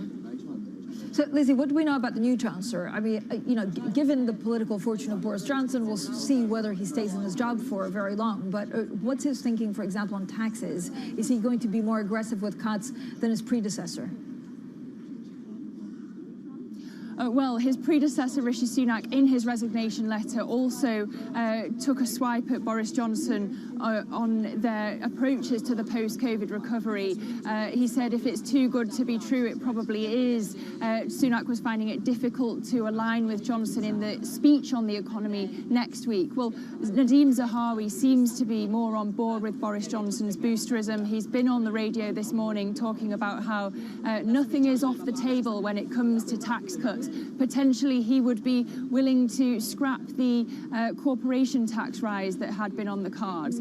Utilities analysts are saying that maybe the windfall tax rise on energy companies could be scrapped. But all of this is going to cost, it's going to require more borrowing. And it changes the game for the Bank of England, really, because much more loose fiscal policy will have inflationary impact. And that may mean that the Bank of England needs to change its course. Thank you so much, Lizzie Burden there outside number 10. Now let's get straight to your Bloomberg Business Flash. Here's Leanne Gerrans. Hi, Leanne. Hi, Francine. S&P Global Ratings has placed Uniper's credit rating on negative watch after the German utility lost a big chunk of its natural gas supplies from Russia. Uniper, Germany's top buyer of Russian gas, is being forced to spend $30 million a day to buy fuel on the spot market after Gazprom reduced deliveries. The Handelsblatt newspaper reports that the German state may get up to a 25% stake in Uniper as part of a rescue package currently being discussed. A Bloomberg source says Tiger Global Management hedge fund gained 3.4% in June, pairing its decline for the year to 50.1%. The hedge fund is on pace for its worst year on record after some of its biggest equity bets plunged and it was forced to mark down some venture capital investments. June was the first month in 2022 that it actually made money. Sources say Broadcom's $61 billion deal with VMware will move forward after a rival bidder failed to emerge during a so-called go shop period. VMware had 40 days to solicit rival offers, ending at midnight on Tuesday. Go shoppers are rare in big deals like this, but the clause helped Broadcom secure the original merger agreement. And that's your Bloomberg Business Flash. Francine. Leanne, thanks so much. Leanne Gerrans here in London. Now, following 2021's unprecedented year of deal-making, M&A volumes fell sharply in the first half of 2022. Now, they were still well ahead of averages for the last 10 years. Now, JP Morgan sees global volumes remaining elevated, with activist investors being exceptionally busy behind the scenes. Well, I'm delighted now to be joined by Dwayne Lysite. He's co-head of EMEA M&A at JP Morgan. Dwayne, thank you so much for joining us. I mean, there's so much going on. I don't know whether you're sitting as the chief executive, you call your banker at JP Morgan and say, oh, I'm not sure about the timing now for, MA. I'm going to cool off to see how this recessionary environment settles. Francine, thank you very much for having me on. It's been an interesting first half. I like that, two ways about it. I think we put it on the relative scale. Yeah. When you look at it over a 10-year or a 5-year period, actually, it's a relatively healthy story. Yeah. So EMEA M&A is actually up 8% compared to a 5-year average. A global M&A up 16%. So last year was an anomaly, a great anomaly, and one of dreams for bankers like myself. Now, to your question, what about when the CEO calls? I think the focus is on strategic deals where there's a synergy opportunity. And I think actually when we talk to clients, they are keen to push ahead, despite what are headwinds, no doubt. But what are they concerned about? Valuation? Because if you see the price of oil, I mean, one day it's like 120, the other one it's like 99. It's difficult to know what the price of things are. Yeah, and I think that uncertainty doesn't help M&A. We all know that. But I think we are going to get a leveling out in the valuations, in the public valuations. Private valuations rely on that, but they will settle too. And I think people will naturally look over a period of time and say, I'm comfortable, it's settled, or I can see value where maybe other people don't. So from that perspective, we are starting to see that settling come through.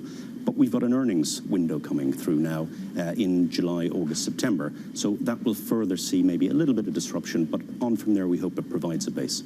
So, Dwayne, are there sectors that actually are doing better than others in terms of finding good partners with you know, there are good M&A, good synergies and bad ones, and finding the good ones? Well, if you look at the first half, now it's only a short period, but real estate had a fantastic first half, up 80-odd%. Tech, however, had a difficult one, and we saw the tech sell-off in January, February. Probably greater disruption on valuations, much to your point. So overall volumes down 60-odd% compared to this time last year. Long run average, probably only down about 20%. So your point is absolutely right, but again, it's going to settle in, and people will focus on the strategic agendas, which don't fundamentally change. And we see a lot of other ways that M&A happens. You mentioned the activist point. You know, people are getting ahead of... Well, it is rife. You know, it's made that sort of successful trip across the Atlantic. It is in the major economies, UK, Germany, France, etc. And a lot of it is behind closed doors. We don't see probably 50% of it. Our sense is, and a lot of clients we speak to, they want to get ahead of that. Okay. They want to do the deals before the activists force them into that position. Dwayne, talk to me a little bit about funding. So after 10 years, 15 years actually of cheap monetary policy, we're now looking at this very uneasy normalization with inflation really being rampant. Is that a worry for how some of these deals are funded? Listen, I think it is slowing it down. No two ways about it. Pricing, it's more expensive. The capacity is less. But we're going through, I suppose, a transitory period whereby it will settle, it'll correct itself, but you can't get away from a rising rates environment and an inflationary environment. So we're going to have to see, how does it affect deals? One, we see more share-for-share deals, and we saw that with the DSM Minitech transaction. We will see more of those. We'll see private equity, who have been tremendously busy. You know, they were 40-odd% of M&A in the first quarter of this year. We'll see them probably over-equitizing. Yeah, but private equity is a funny one, because they've been doing deals but then sitting on them. So it's really changed the dynamic, right, in these private markets, because they've held on to companies. So does that change in the future? I don't think it does. I think you're seeing an extension of the time they will hold their companies. We're seeing more infra-orientated type of transactions where it might be a 10, 12-year period. But the activity levels there, we think, will continue. They may be slightly more abated over the coming months, maybe into the new year, but PE is very much here to stay, and you're getting that balance between public and private. Inflation, what does that mean for companies that actually cannot pass on some of the increases that they're feeling from inflation onto their customers? Is it more likely that they merge? I think they will look for opportunities to seek out costs, greater control over the supply chain, so you can control prices through the supply chain. And as you say, scale is going to be a focus for people as they seek out opportunities to be bigger in new economies and to find savings to fight that inflation factor. How's the UK specifically? I mean, this is like a microcosm, it feels like, of all the problems in the world kind of coming out of confluence and exacerbated because it's a small open economy. So M&A-wise, taking it to my world, it's had a hard first half, down 44%, as you know. But when you look at the amount, 183 billion of M&A, that's twice the other largest market. So it remains very much at the front, and it always has been probably the most open M&A market outside of the US. So there are headwinds. We have seen, obviously, the news overnight, and that goes to confidence factor. But fundamentally, we see the UK still pushing ahead. We will see some large transactions, no doubt, before the year end, there's more to come. Yeah. I mean, quickly, we had these interesting 6 months. If there's a gas embargo, or are people waiting to understand better what Vladimir Putin's thinking is? Like, do you actually speak to clients who say, "Oh, I don't know what to do about Russia, and when that settles, then I'll move into buying another company"? Or is it kind of now, at the back of their mind? I think it's increasingly moving to the back of their mind. I think we're going to deal over the coming months with the new norm and people deciding, I have to get on with it. I've got a strategic agenda. I've got shareholders to look after, and I've got employees and boards. Dwayne, thank you so much for joining us. Dwayne Lyson. Thank you for having me. Co-head of EMEA M&A at JP Morgan. Now, coming up, we'll be joined by a Tory party donor, but also, of course, huge in the travel industry, Sir Rocco Forte, an early supporter of the Prime Minister Boris Johnson. We'll get his view on UK politics and on the leisure sector. This is Bloomberg.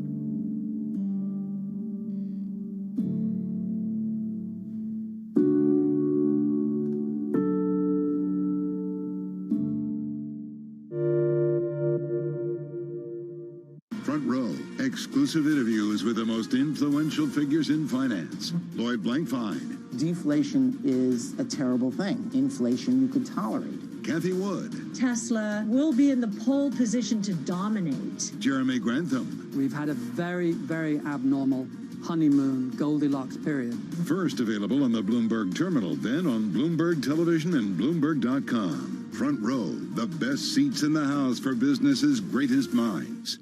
Why do the biggest names in business choose Bloomberg? That is a great question. It's a great question. It's a great question. Great question. Great question. Great question. Great question. That's going to be the best question I get all night. I'm glad you asked that. Bloomberg Television. Top experts. Great questions.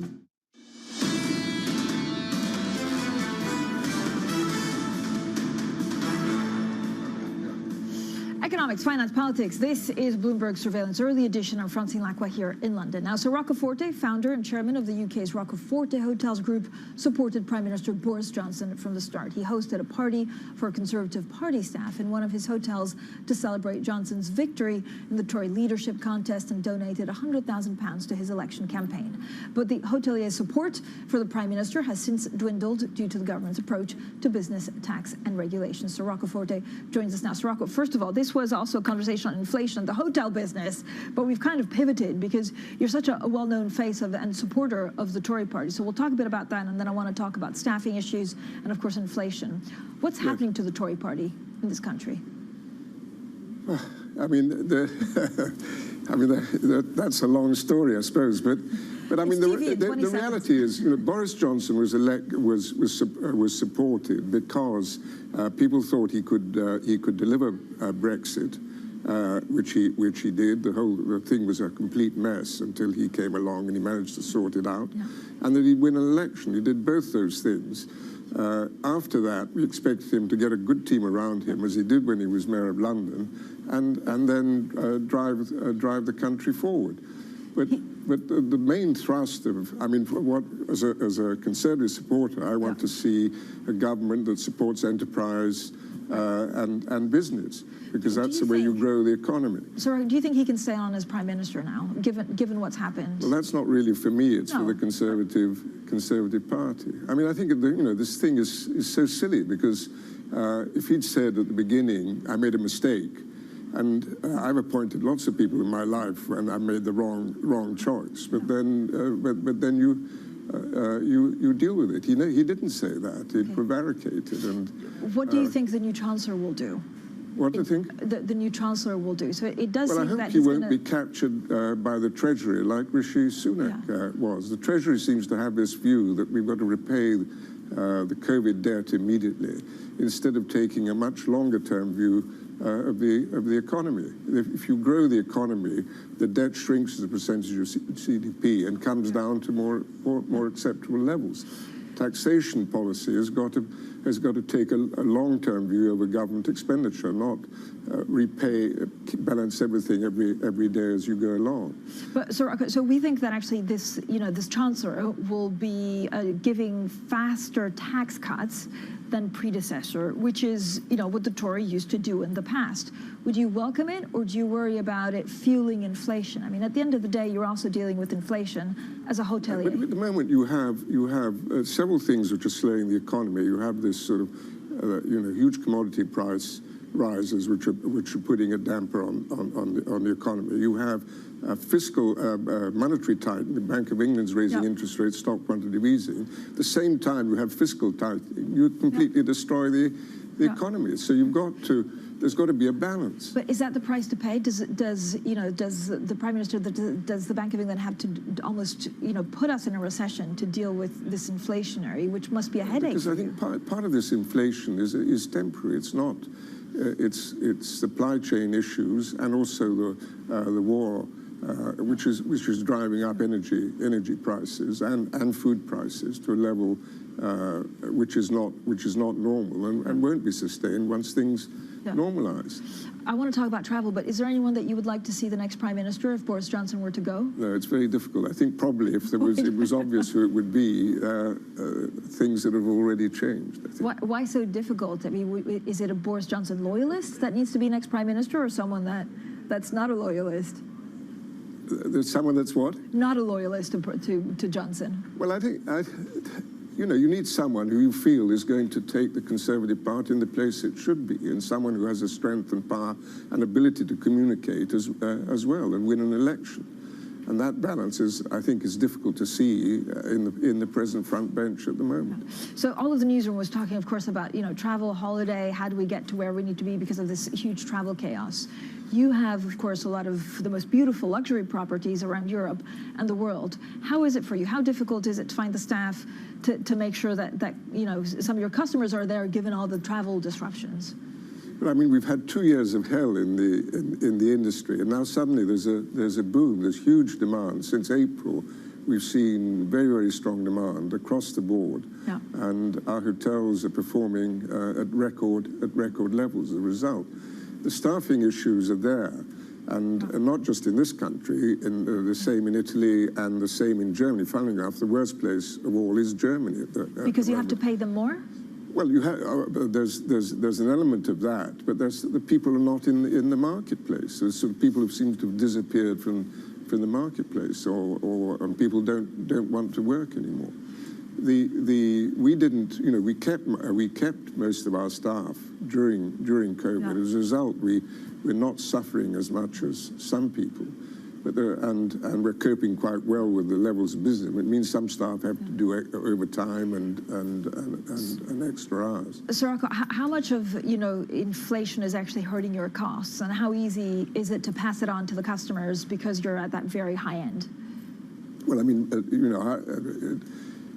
you don't room pricing is very dynamic these days. You have revenue management and.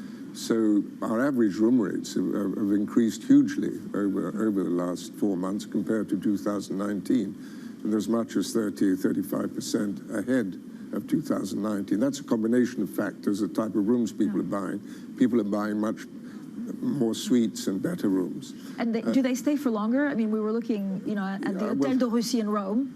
Yeah, you're fully booked the city for centre 6 months. hotels are not particularly staying for longer, but in resorts they tend to move around less. They stay a week, 10 days on average, rather than 4 or 5. So Rocco, do you think COVID has changed the way we travel? Do we, fly EasyJet, but then want to stay in a Roccaforte hotel?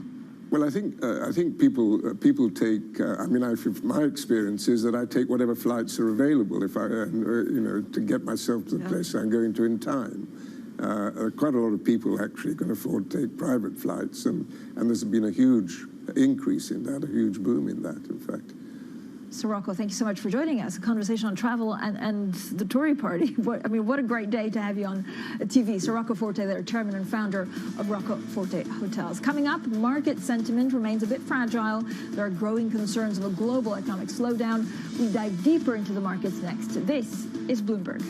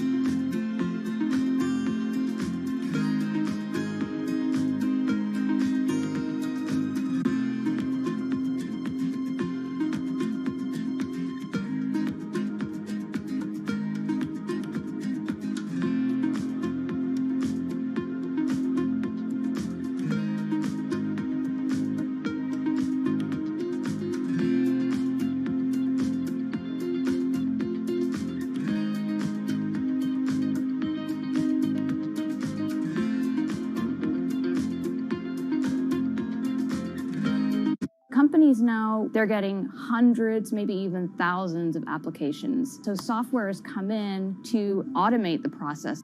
You want to write your resume for robots, not for humans. The only job your resume has is to be comprehensible to the software that is reading it, because that software or robot is going to decide whether or not a human ever gets their eyes on it. These things are programmed by a certain segment of the population that might not be totally inclusive or not be fully aware. Concerns about how this technology could exacerbate discrimination.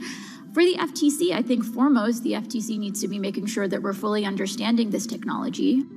We don't trust companies to self-regulate when it comes to pollution. We don't trust them to self-regulate when it comes to workplace comp. Why on earth would we trust them to self-regulate AI?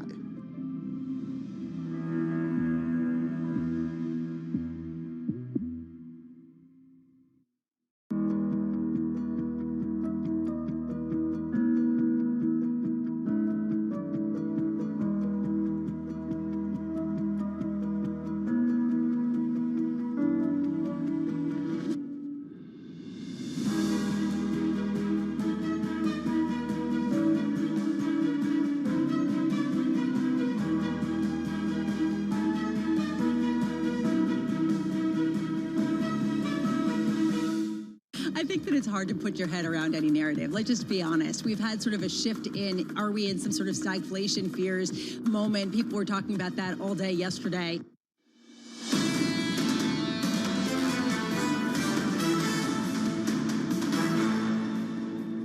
Economics, finance, politics. This is Bloomberg Surveillance Early Edition. I'm Francine Lacqua here in London. Straight to the markets, because yesterday we had a pretty wild swing, certainly when it comes to currencies. Today, again, there's a bit less of a swing when it comes to equities, but actually bonds fluctuating quite a lot. Now, bargain hunters chasing technology stocks, boosted, for example, by some of the U.S. equity gauges yesterday. It did only help to mask a deepening slump in some of these stocks, for example, linked to economic activity, such as energy, commodity, and industrial names. We also saw overnight a renewed spike in China's COVID cases and a worsening gas crisis in Europe, and that seems to be signaling that there's a worldwide slowdown coming, even as central banks tighten monetary policy to contain consumer prices. If you look at some of the currency swings, it's amazing to see euro dollar close to parity at 102.46 without really the rest of the markets really batting an eyelid. And you can see the FTSE, one of the biggest gainers, despite the political turmoil in this country, gaining some 1.4%. Well, Bloomberg Surveillance Early Edition continues in the next hour. Matt Miller, Katie Lyons in New York, Anna Edwards here in London, and this is Bloomberg.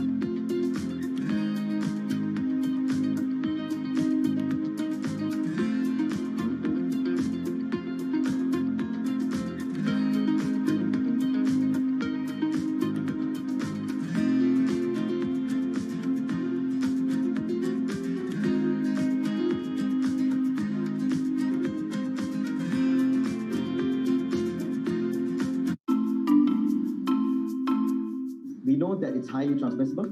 We know that 2 doses of vaccines, Pfizer vaccine specifically, neutralize the virus, but not as efficiently, because various studies showing that reduction up to 40-fold, meaning that a 3rd dose is a must for it to successfully neutralize the variant.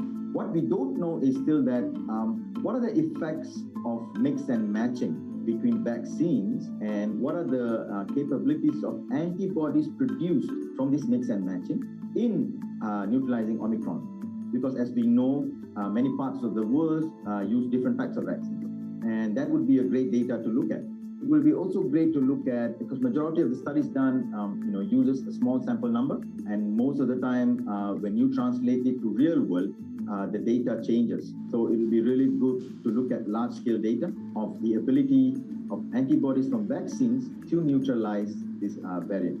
Grateful here today that the virus, Omicron variant, still uses ACE2 receptor as its main entry. It means that all of the vaccines which are designed with spike in mind still works.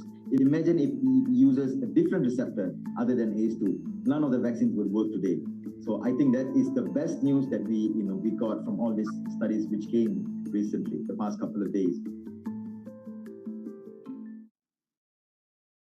I think what we've seen during this period of time is that communicating via video is not a fad. We are using it in all aspects of our lives, for work, for learning, for communicating, for staying in touch.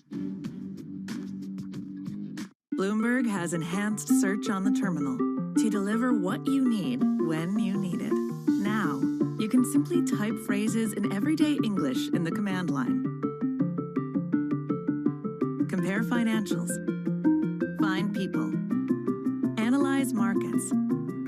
You can enter phrases or ask questions.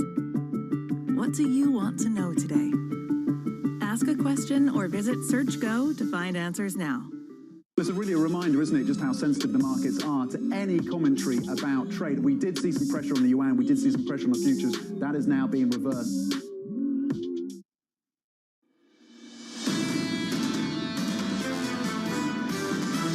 So basically we're in a race here, right, between inflation peaking or rolling over and us sort of going into recession. The market seems to want to center on the idea that growth is slowing. Recession is inevitable, but I don't think that it's imminent. I really do think recession, or at least a mild one, is actually priced in. It feels like we're in a recession. I think Europe is going into recession. I think the UK is in recession. And I think it's an open debate in terms of the US. This is Bloomberg Surveillance, Early Edition, with Anna Edwards, Matt Miller, and Kaylee Lines. It is 10 a.m. in London, 5 a.m. in New York, and 5 p.m. in Hong Kong. Welcome to Bloomberg Surveillance Early Edition. I'm Matt Miller with Kaylee Lines here in New York and Anna Edwards in London. The gang's all back together. Here are our top stories for today. Recession signals haunt investors with the yield curve now firmly inverted. Still, oil bounced back above $100 after plunging down below it yesterday. British Prime Minister Boris Johnson fights to stay in office. 2 top ministers quit in the wake of the latest scandal. And we are watching very closely to see what happens in terms of crypto. With yet another failure, Voyager Digital files for bankruptcy protection. So a lot going on, Kaylee, in geopolitics, in markets, and in crypto as well. What are you seeing right now in terms of the Asian session? Well, broadly, it was risk off. You had stocks down across the board in Japan, Hong Kong, and China, all that together taking the MSCI Asia Pacific Index down by about 0.9%. And in that classic kind of risk off play, you saw a bit into haven assets like the Japanese yen, which is an outperformer, not just in Asian FX, but G10 FX as well. Stronger against the dollar by about 0.5%, trading right around that 135.21 level. And you're also seeing a bid coming into the bond market, yields moving lower in places like New Zealand and Australia, where the 10-year yield actually came in 14 basis points and at around 3.4%. That is the lowest we have seen since the end of May. Finally, I would note you're seeing prices down coming down across a lot of the commodity complex. That includes palm oil, with futures down another 7% or so overnight. They're actually now now at the lowest in September, down some 40% from the peak in April. And as we are seeing Indonesia bringing more supply onto the market, that is weighing on prices. And when you combine that with the fact that wheat, for example, is also coming down, that's easing some concern out there about food inflation in particular, Anna. Yeah, really interesting to see the dynamics that led to metals prices being weaker in the second quarter, Kaylee, catching up with other parts of commodities. This is what we see on the European equity markets, though, right now. The map tells a fairly positive story. We're up on the stock 600, up by 1.2%, and nearly all sectors in positive territory. Interestingly, it's some heavyweight sectors like the banking sector and the energy sector that are underperforming. That after we saw real weakness coming through in oil prices yesterday, even if they recover some poise at 104 on Brent today. I'll show you what's going on with UK assets. We've had a lot going on, understatement of the year, in terms of UK politics, and that continues to be the case. UK two-year yields are on the rise. The pound making some very modest gains, but all of this has very little to do with the politics, we're told. Other things seem to be in the driving seat. What we have heard is some slightly at the margin hawkish commentary coming through from Bank of England officials. Certainly Hugh Pill and Cunliffe both continuing to emphasise the need for more rate hikes. Hugh Pill in particular just saying, I think we probably need to tighten further in the last few minutes. Natural gas prices in focus here in Europe, but not for the reasons that they usually are. We've actually seen a big drop here. This is at the margin, a better story around inflation, of course. Natural gas prices higher because of geopolitics, also higher because of strike action in Norway. It is the latter of those that has ebbed away. And so with reduced threats of strikes in Norway, we see some room for natural gas prices to come down. And ASML, this is the company that makes the machines that make chips. And this business has been lent on it, we understand, by the US government to do less business in China. That led to selling at the ADR yesterday. But despite all of that news flow, ASML's share price, though, is actually up in session today. All right, that's a story we're following very closely, Anna. In terms of U.S. futures, we are down right now on recession concerns. As I said, that twos tens curve is firmly inverted. Now we're watching a 3-month 10-year, which is what Jay Powell watches as well. You see the 10-year yield right now coming down to 280 as investors buy that debt, and the 2-year is yielding 281 and change right now. NYMEX crude had dropped down below $100 a barrel yesterday. It is bouncing back a little bit today, up at 91 cents to $100.40. So it doesn't seem that crude has been affected today by recession concerns, but maybe that's just a little bit of a bounce from the drop that we saw yesterday. And Bitcoin down 1 2/3% from midnight. Always important to remember, this price is from midnight, and it's ran fairly arbitrary. I was going to say random, but it's not random. We picked it. But of course, Bitcoin trades 24/7, so you could pick any time of day to measure the change. In any case, it's higher than it was at this time yesterday at $20,102. Kaylee? All right, Matt. Well, obviously, there's already a lot going on this morning, and there is more in the day ahead, starting with UK Prime Minister Boris Johnson facing scrutiny by lawmakers at his regular Q&A session in the House of Commons. And later in the day, he will be taking questions from senior MPs on Parliament's liaison committee. My guess is it's going to be pretty brutal for the Prime Minister. Then President Biden will be traveling to Cleveland, Ohio, the great state of Ohio, as Matt Miller would call it, where he will give remarks on his economic agenda and building the economy. And finally, 2 p.m. Eastern time, we'll be getting the Fed minutes from the June meeting. Matt, what clues will it give as to how policymakers are thinking about going 50 or 75 this month? All right, thank you very much for the Ohio shout out. Right back at you, Miss Virginia. Let's get now to what's going on in the UK. Boris Johnson, as Prime Minister, really fighting for his political survival this morning. His government has been rocked by the resignations of Chancellor Rishi Sunak and Health Secretary Sajid Javid. Both quit over revelations that Johnson lied about the extent of his knowledge of misconduct allegations facing a newly appointed cabinet ally. It was a mistake, and I apologize for it. I think in hindsight, it was the wrong thing to do. I apologize to everybody who's been badly affected by it. And I just want to make absolutely clear that there's no place in this government for anybody who is predatory or who abuses their position of power. For more, we're joined from Downing Street by Bloomberg UK reporter Lizzie Burden. Lizzie, it's been described as the biggest day of drama in Westminster since the fall of Margaret Thatcher. Talk us through what happened last night. Well, Matt, on Downing Street, we're watching the comings and goings of ministers in case any more resign, because last night, Rishi Sunak, the Chancellor, and the Health Secretary, Sajid Javid, handed in their notice. They said that the handling of the Chris Pincher affair, as you mentioned, was too much for them to bear. Their resignation letters focused on integrity, but they were quickly replaced with Nadeem Zahawi for Chancellor, Steve Barclay for Health, but more junior resignations just keep on coming, even as we speak. Bloomberg's Alex Wickham reports this morning that Boris Johnson's on red alert for signs of a coordinated plot from his ministers to bring him down. If 6 or 8 of his cabinet quit, that would leave him struggling even to form a cabinet.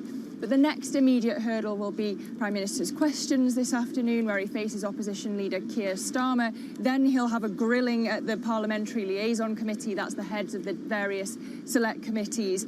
But it doesn't look like Boris Johnson's going to voluntarily resign. The newspapers this morning saying that he's on the brink, but also referring to his moniker, the greased piglet. But the other way that he could go is if the 1922 committee of Tory backbenchers changes its rules, reduces the one-year grace period that he currently has after that confidence vote that he narrowly won, and to mean that Johnson faces another vote.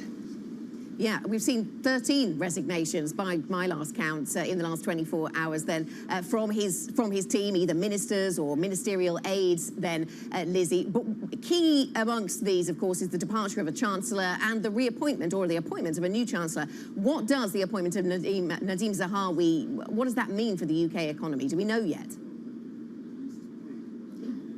Well, of course, this is happening in the middle of a cost of living crisis. Inflation in the UK is set to hit double digits in the autumn, in the fall.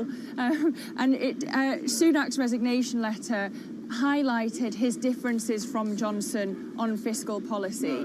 He said if it seems too good to be true, it probably is. Well, Nadeem Zahawi seems to be more aligned on fiscal policy with Boris Johnson's boosterism. He's been on the radio this morning saying that he's determined to do more on tax cuts. Nothing is off the table. Utilities analysts are saying that could include the windfall tax on energy companies.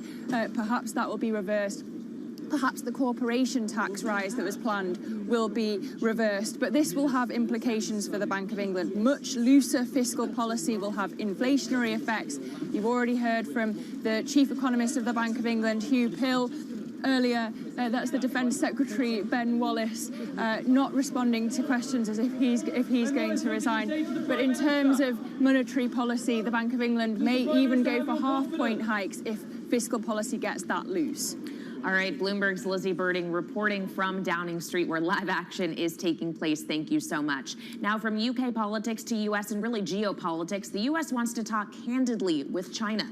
According to a top official, Secretary of State Antony Blinken will have a discussion about the war in Ukraine with his Chinese counterpart, Wang Yi, later on. Anne-Marie Horder, Bloomberg Washington correspondent, has the latest from D.C. So, Anne-Marie, what message will Blinken be trying to convey?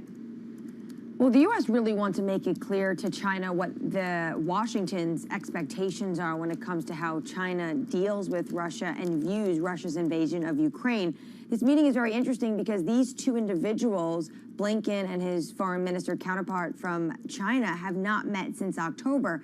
And of course, since October, a lot has happened, including China and Russia declaring that their friendship has no limits. Also, it comes after a pretty sharp criticism over the weekend from the U.S. ambassador to China, Nicholas Burns, saying that China is spreading Russia propaganda, calling this lies. So it's going to be a pretty frank and direct conversation, according to what the U.S., how the U.S. views it. We should also note at this G20 meeting, there's going to be another individual there that Secretary Blinken will not be sitting down with. And no surprise there, that's Russia's foreign minister, Sergei Lavrov. You know, it's interesting, Anne-Marie, yesterday, J.P. Morgan, or over the weekend, J.P. Morgan came out with a report saying Moscow is in such a strong fiscal position they could pull all of their oil production off the international market if they wanted. Now we find that China and India have paid $24 billion to Putin buying energy since these sanctions started. Is the U.S. concerned at all about this? They clearly are, because I just got back from the G7 leaders meeting in the Bavarian Alps, as well as NATO. And what you have coming out of the G7 is that all of these countries agreeing that they need to do something about Putin still being able to make this revenue, even though a number of countries, including the United States, Europe's trying to wind it down, are rejecting Russian fossil fuels. But Putin is still able to move all of those fossil fuels, now with sky-high prices, to countries like China and India. And what this customs data shows is that China spent about $19 billion in these 3 months ending in May. That's double what they spent last year. India, about $5 billion. That's 5 times as much as what they spent last year, because China and India are able to call up steep discounts from Russia. But Russia is still making a ton of money, which is why they are trying to figure out a mechanism, this price cap, to make sure Russian crude stays on the market so they have some easing of inflationary concerns, but at a cap so that Putin cannot be making all of this profit from selling these fossil fuels. All right, Anne-Marie, thanks very much. Bloomberg's Anne-Marie Hordern back on U.S. soil in Washington, D.C. Now, more crypto woes in the market. Voyager is the latest company in the sector to hit trouble, filing for Chapter 11 bankruptcy protection. Emily Nicole, Bloomberg crypto blogger, joins us now. Emily, how did we get here? You know, is this just one more domino in the chain? Yeah, Voyager is definitely the latest one that seems to be struggling the most with the fallout of a major hedge fund in the crypto space, 3 Arrows Capital. They had lent $670 million to 3 Arrows, and they're still trying to recover those assets as 3 Arrows itself goes through liquidation now in the British Virgin Islands. Voyager is saying it's going to be restructuring its company and some of its subsidiaries to try and make sure that they can recover customer funds, make sure everybody gets their money back. But some of those arrangements aren't even going to be the same way that the customer put their money in. Some people were holding crypto, they might get tokens from Voyager back, and not even the crypto they put in the first place. Others who had put in USD deposits are waiting to see whether or not those are still insured and will be coming back to them as well. Okay, so that's what we're watching for. I mean, what's the fate of Voyager customers then in this context? So they have about 100,000 creditors as listed on their filing, as we know at the moment. And the largest one of that is Alameda, a crypto research firm that is run by Sam Bankman-Fried, the founder of crypto exchange FTX. Alameda had extended a loan and some credit facilities of about $485 million to Voyager. And now they're trying to recover around $75 million of that back in a loan following this bankruptcy proceeding. And other than that, you know, we're seeing some lines like almost $1 million going to Google because of cloud costs at Voyager. And so, you know, for the little people anyway, it really is unsure what they'll get back. All right, Bloomberg's Emily Nicole, thank you so much. And of course, be sure to catch Bloomberg Crypto every Tuesday at 1 p.m. New York time, 6 p.m. in London. Matt Miller and I break down all of the crypto news. Now, talking of crypto, let's get a look at some stocks moving in pre-market trading here in the U.S. because one of the big underperformers is Coinbase, the big cryptocurrency exchange. Really, this just is not a company that can catch a break. It's down 78% so far this year, down another 4% or so this morning. Another stock that is posting a relatively big decline is DoorDash, down about 5%. This isn't so much having to do with this company as it is having to do with one of its competitors, because Amazon, the news came overnight, has now gotten a deal to take as much up to a 15% stake in Grubhub, which is a competitor to DoorDash. Amazon apparently going to offer membership for those who have Prime membership, so that's weighing on DoorDash this morning. One more positive story out there, though, is Rocket, of course, the mortgage company. It was raised to overweight at Wells Fargo, $10 price target on the stock, which would be a 24% increase from yesterday's close. Right now, that stock up the better part of 3% in early hours, trading around $8.28 a share, Anna.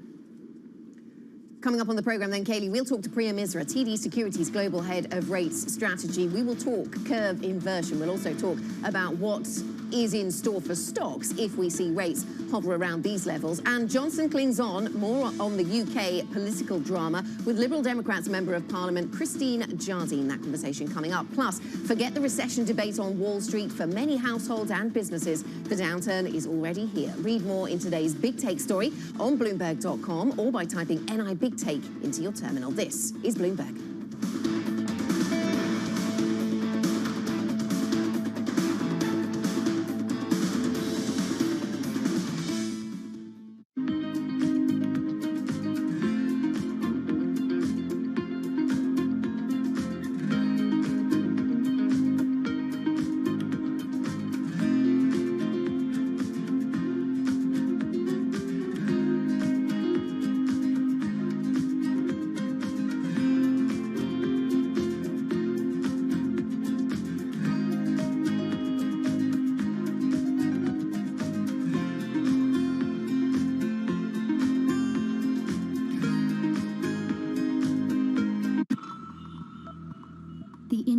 city of Jamnagar is a money-making machine for Asia's richest man, Mukesh Ambani.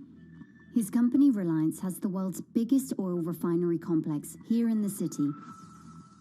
Jamnagar is also where Ambani is making his newest bet, a $10 billion investment in green energy. His ambition is closely aligned with the Indian government's plan to reach net zero emissions by 2070. But Ambani is not alone. India's second richest man, Gautam Adani, has committed $20 billion of investment over the next decade. But India's massive dependencies on fossil fuels have some environmental advocates questioning the realism and sincerity of those green ambitions and those of its two biggest billionaires.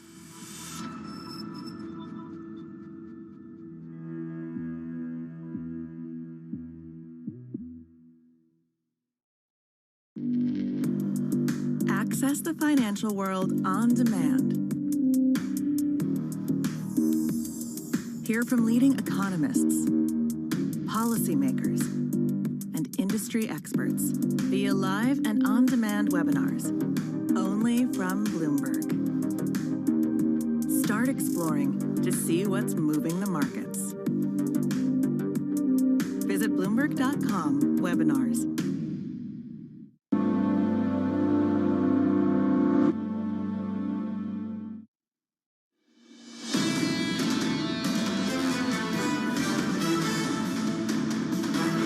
Welcome back to Bloomberg Surveillance, the early edition. We are simulcast on both Bloomberg Radio and Bloomberg Television. I'm Matt Miller with Kaylee Lyons here in New York, Anna Edwards with us out of London. I'm looking at the league table right now and just checking out high-yield debt issuance over the past 11 years. We've never seen it this low at this point in the year. By the way, if you want to check out this function, just type LEAG GO on your Bloomberg terminal. Dana El-Baltaji joins us right now, Bloomberg Managing Editor for Credit. And Dana, it looks like the credit market is frozen right here. What does that mean for markets? By the way, that's a fantastic chart, and it really goes to show just how painful it's been for high-yield issuers globally this year. The market is essentially closed to anyone that's looking for a good deal. At this point, the only way to access the market is to accept the fact that you have to pay a lot more for cash than you're used to. And a lot of issuers just aren't willing to accept that just yet.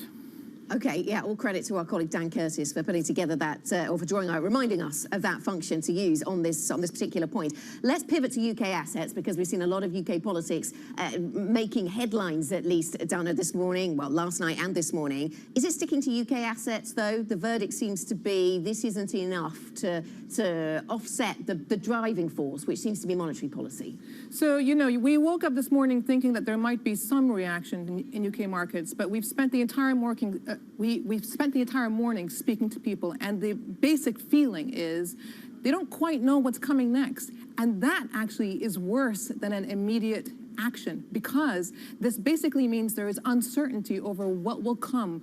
And that kind of uncertainty is bad news for a market that's already facing the sort of risks that the UK market is facing. Okay, Dana, thank you very much. Bloomberg's Dana El-Baltaji, thank you very much for your time this morning. And for more market analysis, check out MLIV Go on the Bloomberg terminal. This is Bloomberg.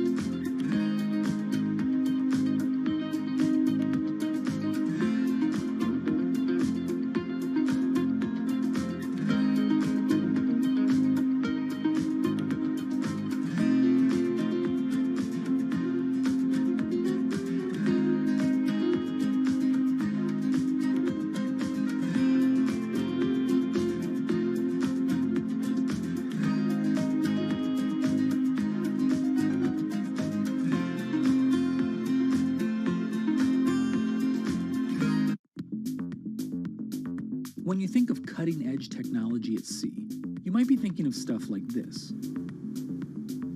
But there's an incoming revolution on the high seas that isn't quite as sexy, but could be significantly more impactful.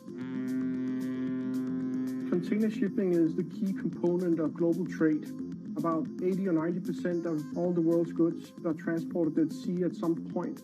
But there's a significant unseen cost to the modern era of global commerce. About 3% of all the world's CO2 emissions come from shipping. 3% may not sound like a lot, but that's roughly comparable to the entire CO2 output of Germany. Since reducing trade isn't a likely option, what about a technological improvement to help reduce the emissions from these well-stocked maritime behemoths?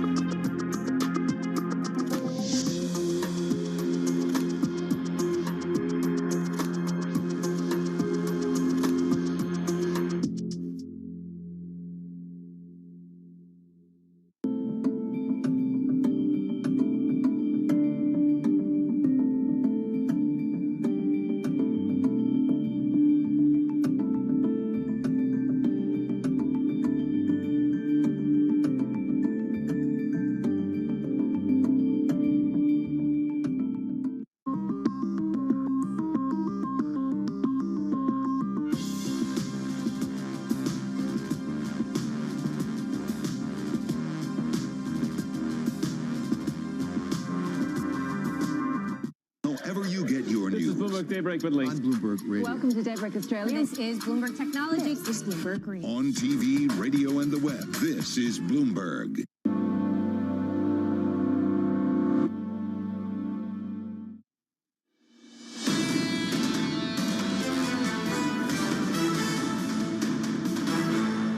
This is Bloomberg Surveillance Early Edition. I'm Kaylee Lyons with Matt Miller in New York and Anna Edwards in London.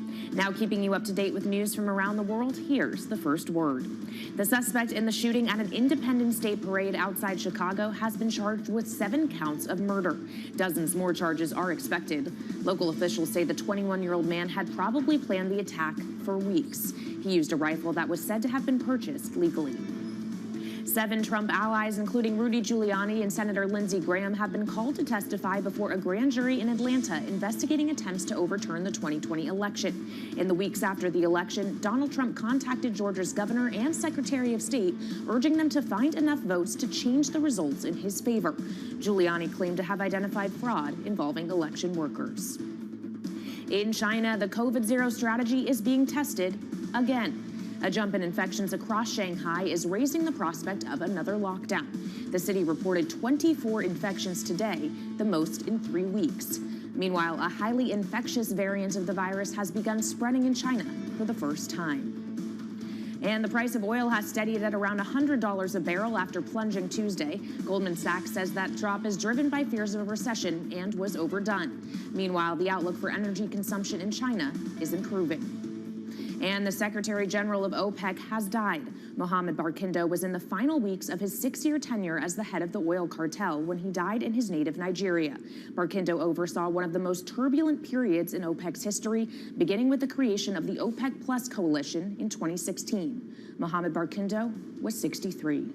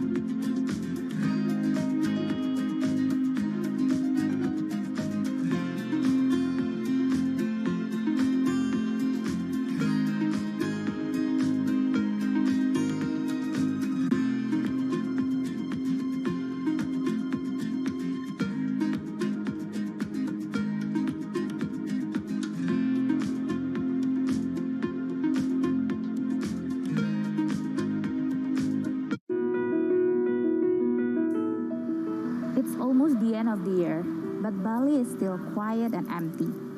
I am here in Kuta Legian, one of the main walking streets here that is used to be a tourist spot for beach, dining, shopping, but many shops here are still closed. Most of the outlets are either for rent or for sale as they have run out of business. Saya kerjanya di sini udah lama, udah ada 10 tahunan di sini kerja. Masih sepi sih, nggak kayak dulu. Kalau dulu kan rame, sekarang ya ada 1-2 itu ada, tapi nggak kayak dulu. Kalau dulu rame sekali. Sekarang paling dapat jualan ya 100, 120 gitu. 200 ya. Kalau dulu sih ya nyampe dah 1 juta, 1,5 tuh nyampe dapat jualan. Bisa sampai 2 juta dulu. Sekarang nggak pernah lagi dapat segitu. Sama aja. Belum ada turis ke Bali.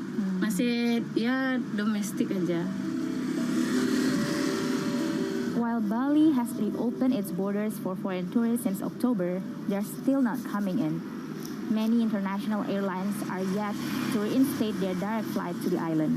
Balinese people here really hope they can see more people from Australia, China, and Europe to come visit next year.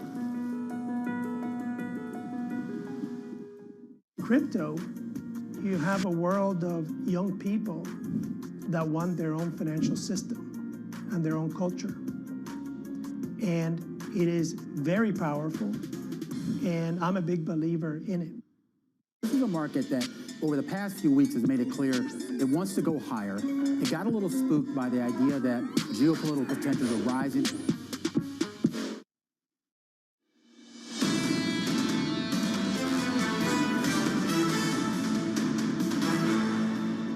This is Bloomberg Surveillance Early Edition. Here's what you need to know. Recession signals haunt investors with the yield curve firmly inverted. Still, oil bounced back above $100 after plunging below yesterday. British Prime Minister Boris Johnson fights to stay in office. 2 top ministers quit in the wake of the latest scandal. Johnson said to be on alert for signs of a plot from other cabinet members to bring him down. And more victims from the crypto crash. Broker Voyager Digital files for bankruptcy protection. The firm cites market volatility and the collapse of a hedge fund it had lent money to. I'm Anna Edwards in London with Matt Miller and Kaylee Lyons over in New York. And Matt, European equity markets down more than 2% for most of them in yesterday's session. Up today around 1.4%, finding it within themselves somehow to claw back some gains. Yeah, a little bit of a bounce after really the recession fears, I think, were yesterday. Today we have the real inversion, and we're going to talk to Priya Misra about that in a second. But we do have futures down 0.1% here. The S&P futures down to 38.29. The 10-year yield unchanged. Right now at 280.72, but I just went back and looked. The 2 years at 283 and change. So seriously inverted, and we're watching 3 months, 10-year. I got to check that one.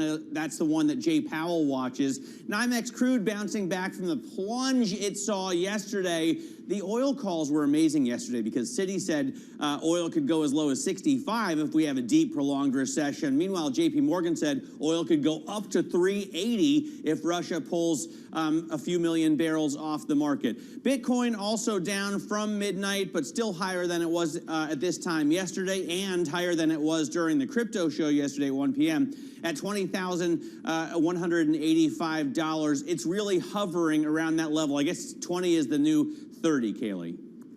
Okay, Matt. Well, 20 is the new 30 actually probably sounds about right because we see Bitcoin continuously getting stuck in these ranges, holding there for a while, and then maybe breaking out, most of those breakouts being to the downside as of late. As for some stocks moving in pre-market trading, we talked about how oil was stabilizing a bit. That is lending some support to energy stocks in pre-market trading. The likes of Exxon and Diamondback each up in the ballpark of 0.5%. Moving lower, though, is Amazon, and this one's interesting. It's down about 0.4% after news overnight that it has sealed a deal to take up to a 15% stake in Just Eat Takeaway's Grubhub food delivery. Amazon planning to offer that membership free with Prime, and that in turn is weighing on one of Grubhub's competitors, DoorDash. It's down about 5.2% before the bell, and I know, Anna, that there's been a big move for Just Eat in the European session.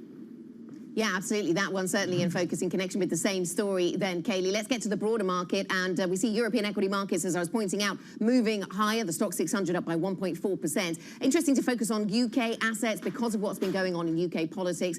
The top line seems to be that the politics is not sticking to UK assets just yet. If we saw a change of leadership, then that might change. If we saw a big change in policy, that might change. But we're not seeing those things just right now. And so the market's waiting for further direction. What we have heard is some fairly hawkish commentary, once again really coming through from the Bank of England, and so that had been pushing those yields higher, even if we unwound that move a little bit later in the day. I've also put in here natural gas prices, because here in Europe we focus so much on the run-up in those natural gas prices. Here in the UK we've seen a big drop overnight in those natural gas benchmarks, and in Europe to some extent as well, only down 2.4%. They were down much more substantially, and this was because some of the threat of strike action in Norway had been removed from that sector. Kaylee.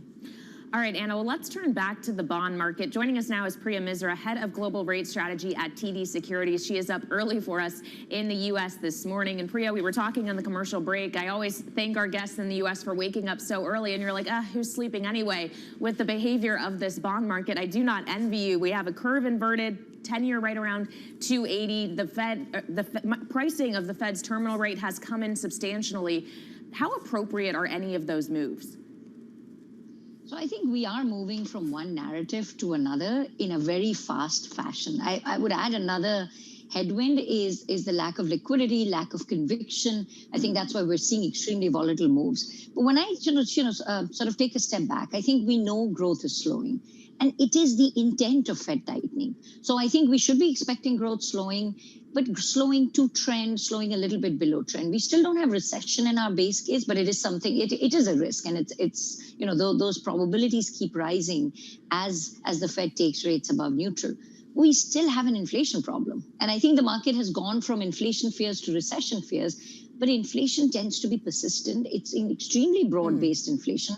So our thought is the Fed is going to have to keep going. So I do disagree a little bit with the market taking down that terminal rate significantly. I think 3.75-4 is much more likely than the 3.25 that the market's pricing in. So on your inversion point, I actually think the curve is going to invert a lot more, because we're going to get inflation next week. We're going to get payrolls later this week. The job market is still strong and inflation is high. So I think the Fed really cannot afford to stop. They're telling us they have an unconditional commitment to inflation. So I think that front end rates rise, the long end stays more anchored because of growth fears.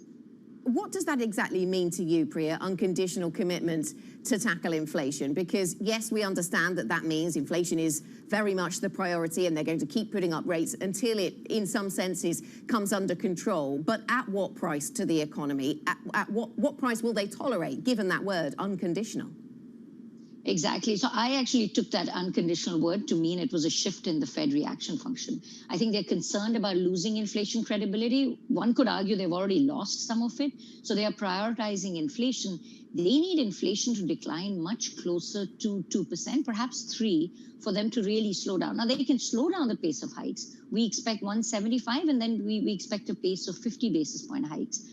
But the calls for stopping after 75 or just 1 or 2 more hikes, I think they're extremely premature because of the unconditional commitment. I think we're used to the Fed responding to every slowdown in growth for the last 20 years. We haven't had an inflation problem, and we haven't had an inflation expectations problem, which is why I understand why risk assets are concerned and the curve is inverting, because I think the inflation may not give the Fed that flexibility to slow down. If it's high, they're telling us, we're not looking for a recession, but if it happens, it's outside our control. It's because we have this unconditional commitment. Well, and there's a lot of talk, Priya, about there being a recession right now. The Atlanta Fed GDP forecast shows that we had 2 quarters of contraction, but of course that doesn't mean it's a recession. The NBER has to officially come out and label it. How much does it matter to you? How much does it matter to markets if we are in a recession, technically or not?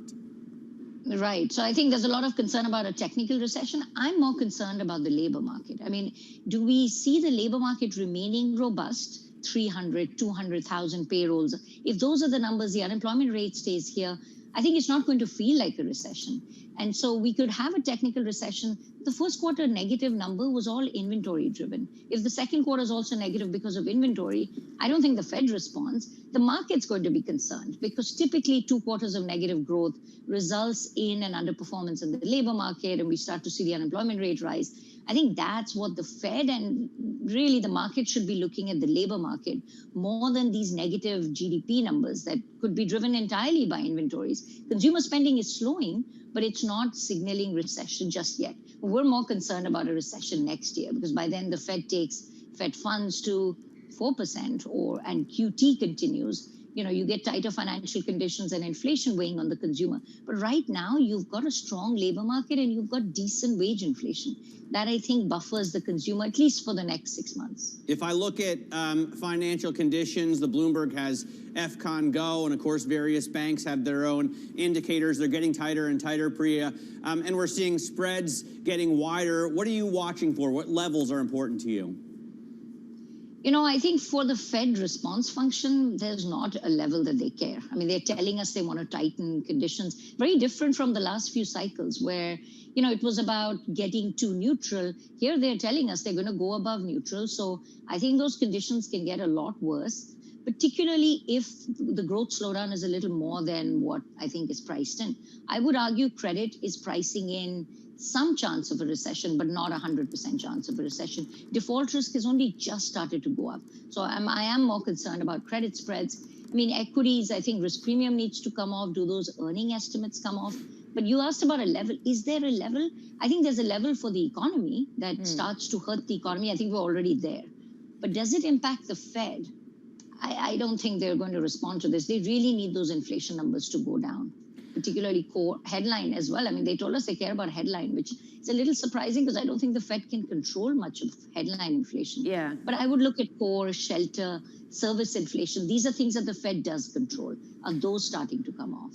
Well, Priya, of course, it's not just the Fed that's worried about inflation. In the UK, they have a serious inflation problem at the same time that they're also worried about a growth slowdown. We've talked a lot about what the implications mean for monetary policy and the BOE, but in light of the shakeup we've seen in the UK cabinet of a new chancellor coming in and the fiscal equation possibly changing, I'm wondering how all of that shapes your view on gilts. Right. So, we generally think gilts and bunds should outperform global rates. Particularly the US. But specifically, since you asked about gilts, I would say the front end. So if we do get easing of fiscal policy, I actually think it allows the Bank of England to continue to hike. So I don't like owning the front end of the gilt market. The long end, I think, is more attractive because you get fiscal easing, the Bank of England can hike some more, but then it is going to slow growth. And we've got the inflation problem. I think inflation itself starts to slow growth, already there. So I think long end gilts can be very anchored, maybe a buying opportunity. The front end, and I think the market doesn't know how to price in fiscal versus monetary. Well, fiscal easing will allow the Bank of England to keep going because every central bank now is dealing with this dual issue of I don't want to use the word stagflation, but essentially we are seeing slowing growth and high inflation, and any help from the war getting resolved or commodity prices falling or fiscal easing will allow central banks to focus more on inflation. Okay. We will see then if we get further commentary around tax cuts from the new Chancellor here in the UK, Priya Misra. Thank you very much, of TD Securities. Thank you so much for joining us this morning. Sticking with the UK, coming up on the programme, Boris Johnson clings on. More on the UK political drama with Liberal Democrat MP Christine Jardine. What does the path ahead for UK politics look like to her? This is Bloomberg.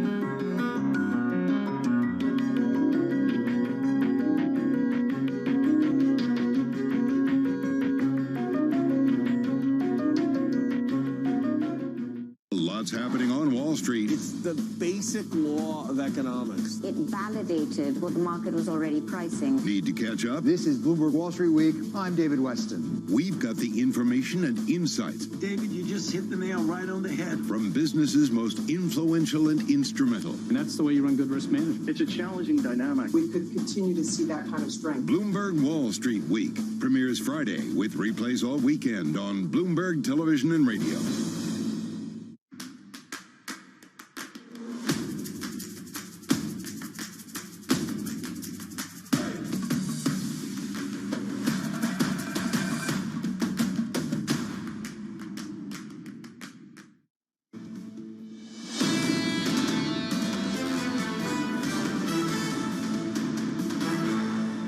This is Bloomberg Surveillance Early Edition. I'm Anna Edwards in London with Matt Miller and Kaylee Lyons in New York.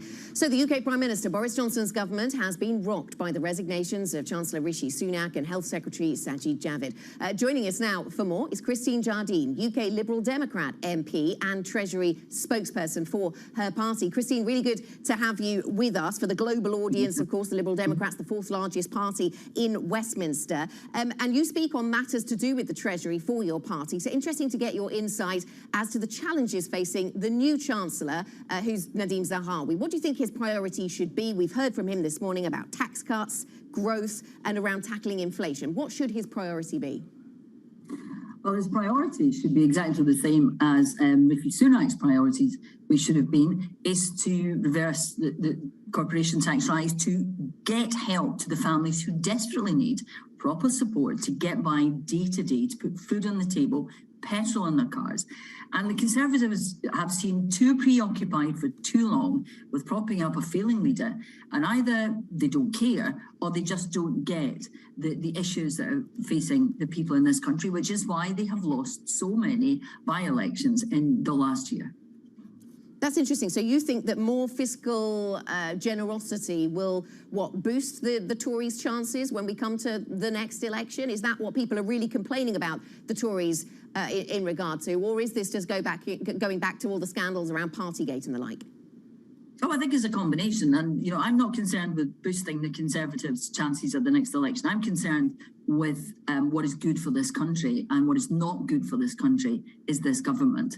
And we have seen the mismanagement of the economy. We've gone from being at one of the best performing economies in the G7 to 19th in the G20. I mean, only the Russians now are their economy is struggling more than ours. They have mismanaged crisis after crisis, and Partygate we saw was scandalous. This government, we've had Cronygate, this, mired in sleaze and bad judgment. So that is what I'm concerned about, is replacing them with a government which actually is in touch with what the country needs and does something positive to get us out of the economic mess and the cost of living crisis and the inflation that we're facing at the moment.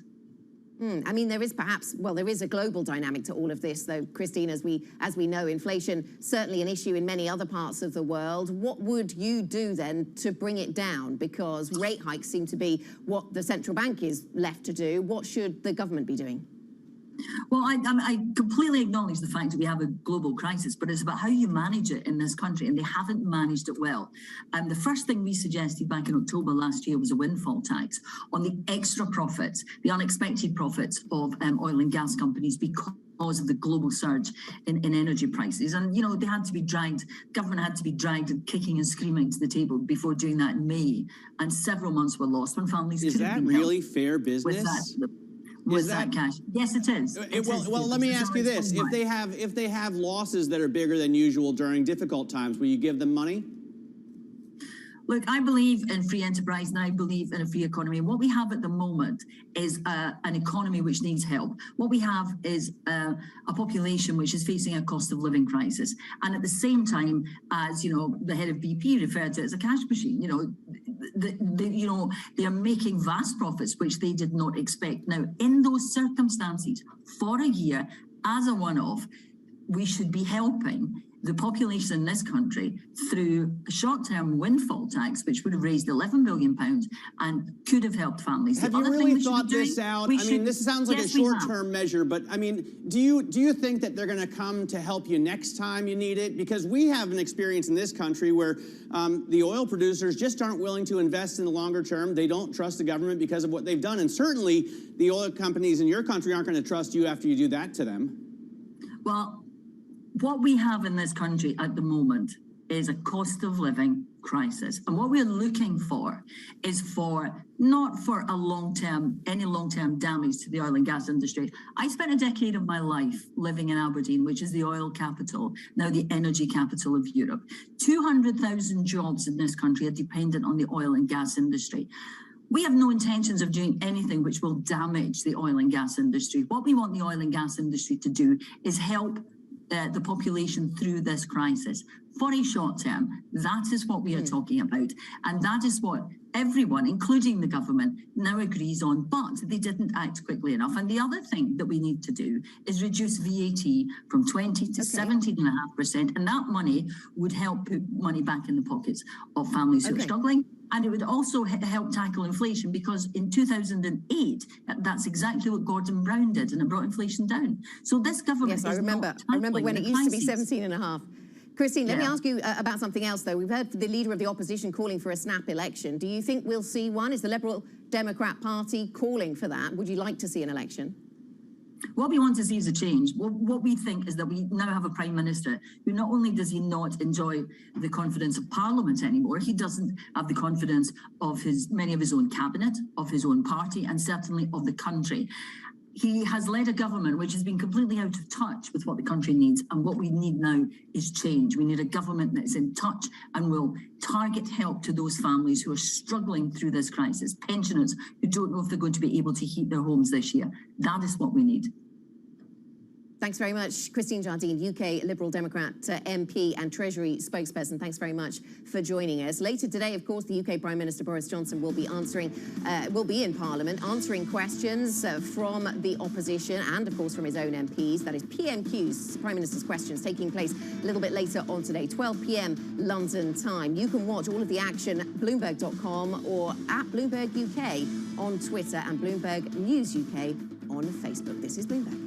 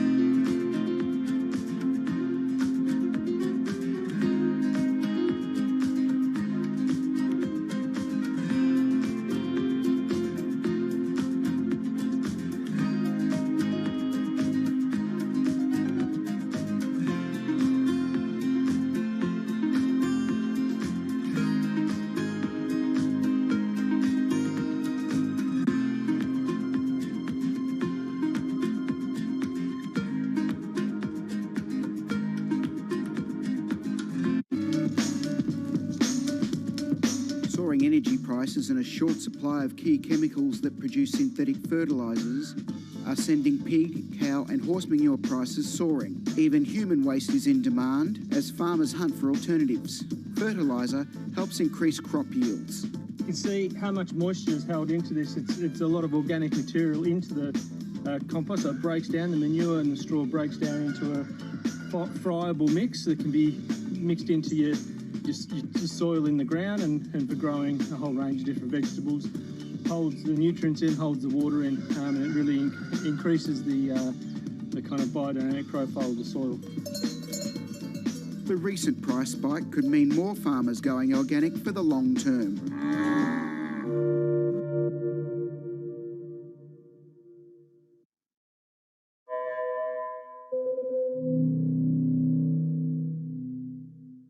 Front Row, exclusive interviews with the most influential figures in finance. Lloyd Blankfein. Deflation is a terrible thing. Inflation you could tolerate. Kathy Wood. Tesla will be in the pole position to dominate. Jeremy Grantham. We've had a very, very abnormal honeymoon Goldilocks period. First available on the Bloomberg Terminal, then on Bloomberg Television and Bloomberg.com. Front Row, the best seats in the House for business's greatest minds. I think that it's hard to put your head around any narrative. Let's just be honest. We've had sort of a shift in, are we in some sort of stagflation fears moment? People were talking about that all day yesterday.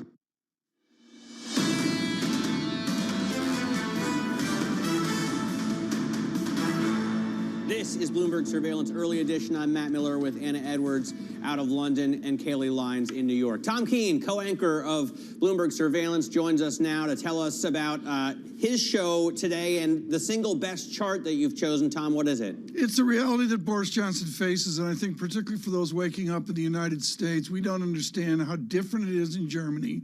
We talked about that yesterday, John, and how different it is for the Prime Minister of the United Kingdom. This is a crushing chart, and this is what's happening in the Midlands. Anna Edwards is living this. It's not the same over there, folks, for power. It is straight to the moon, up 332% on a monthly one-year average. Basically, your electric bill is 3,000 pounds a year, maybe as an average as well. All of this is a challenge for Boris as he loses power. Yeah, really interesting chart there, Tom, showing us those electricity forward prices. Yeah, we have a complex system that puts caps on it for consumers, and those caps are reset at 2 different times of the year, so we could still see quite a lot of upside to come. So to talk about this commodity story, who do you have lined up? We've got Ed Morris lined up, very geopolitical, and of course he's an outlier pushing against the panic of $150 a barrel. Dr. Morris frames out that oil could move lower as it has the last week. But we have a wonderful set, including Leslie Vinja-Murray of Chatham House, Yes on America, and on the fractious United Kingdom politics. And we'll talk to Michael Darda about PG Tips Tea, which Tesco is in a battle fighting over because PG Tips Tea only uses the tips of the leaves, Anna. Tom? Ah, well, that's the difference. Apparently, this is important. Well, Matt and I, you're speaking to the converted here on the subject of morning tea. Thank you very much. The price on Tang is held steady. Well, I love Tang, but I drink Builder's. It's called Builder's Tea for those of us in the know, Tom, PG Tips. Let's take a look at what else we're watching today. I'm watching mortgage applications coming out in just about 1 hour's time. I'm fascinated by the housing market here in the U.S., and I think it's safe to say the U.K. is going through similar things. As rates rise, this incredibly tight housing market is starting to loosen up. So it'll be interesting to see what 6% does as opposed to 3% just 3 months ago. Yeah, that's in focus. So thanks to Tom for giving us his thoughts. And Matt, I'm going to be focused on the UK politics story from here as well, watching Boris Johnson as he faces Prime Minister's questions. I mean, it's often a very rowdy affair. It could be rowdier than normal today, of course. He's lost 13 ministers and aides to ministers in recent days. He's not going to be just facing PMQs, though. He also goes on to a parliamentary liaison committee, which is going to be talking about integrity in politics and the rule of law. For those who criticise him, these are key topics. So we'll certainly bring you all the latest on the UK politics as it continues to play out. That is it for Early Edition. Surveillance is ahead. This is Bloomberg.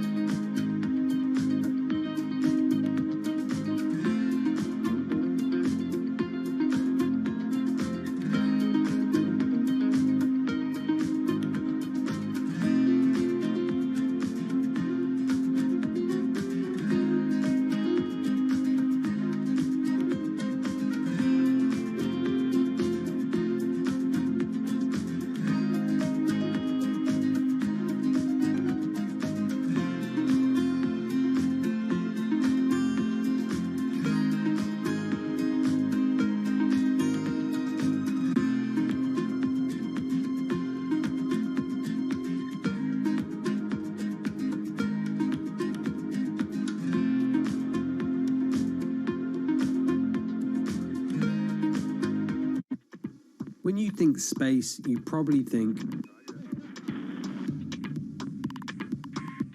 one space agency that travels under the radar is ESA,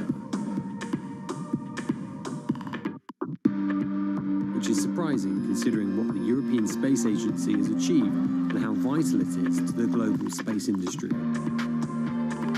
We've collaborated with pretty much everybody who is involved in space exploration. But ESA wants to be a leading force in furthering humanity's mission into space. Commander Ground, do you copy? Copy. If we want to have successful human missions to Mars, we are going to have to learn to live and work off-world in a different way. The place where we are going to learn to do that is on the moon. Can ESA help humanity take its next giant leap?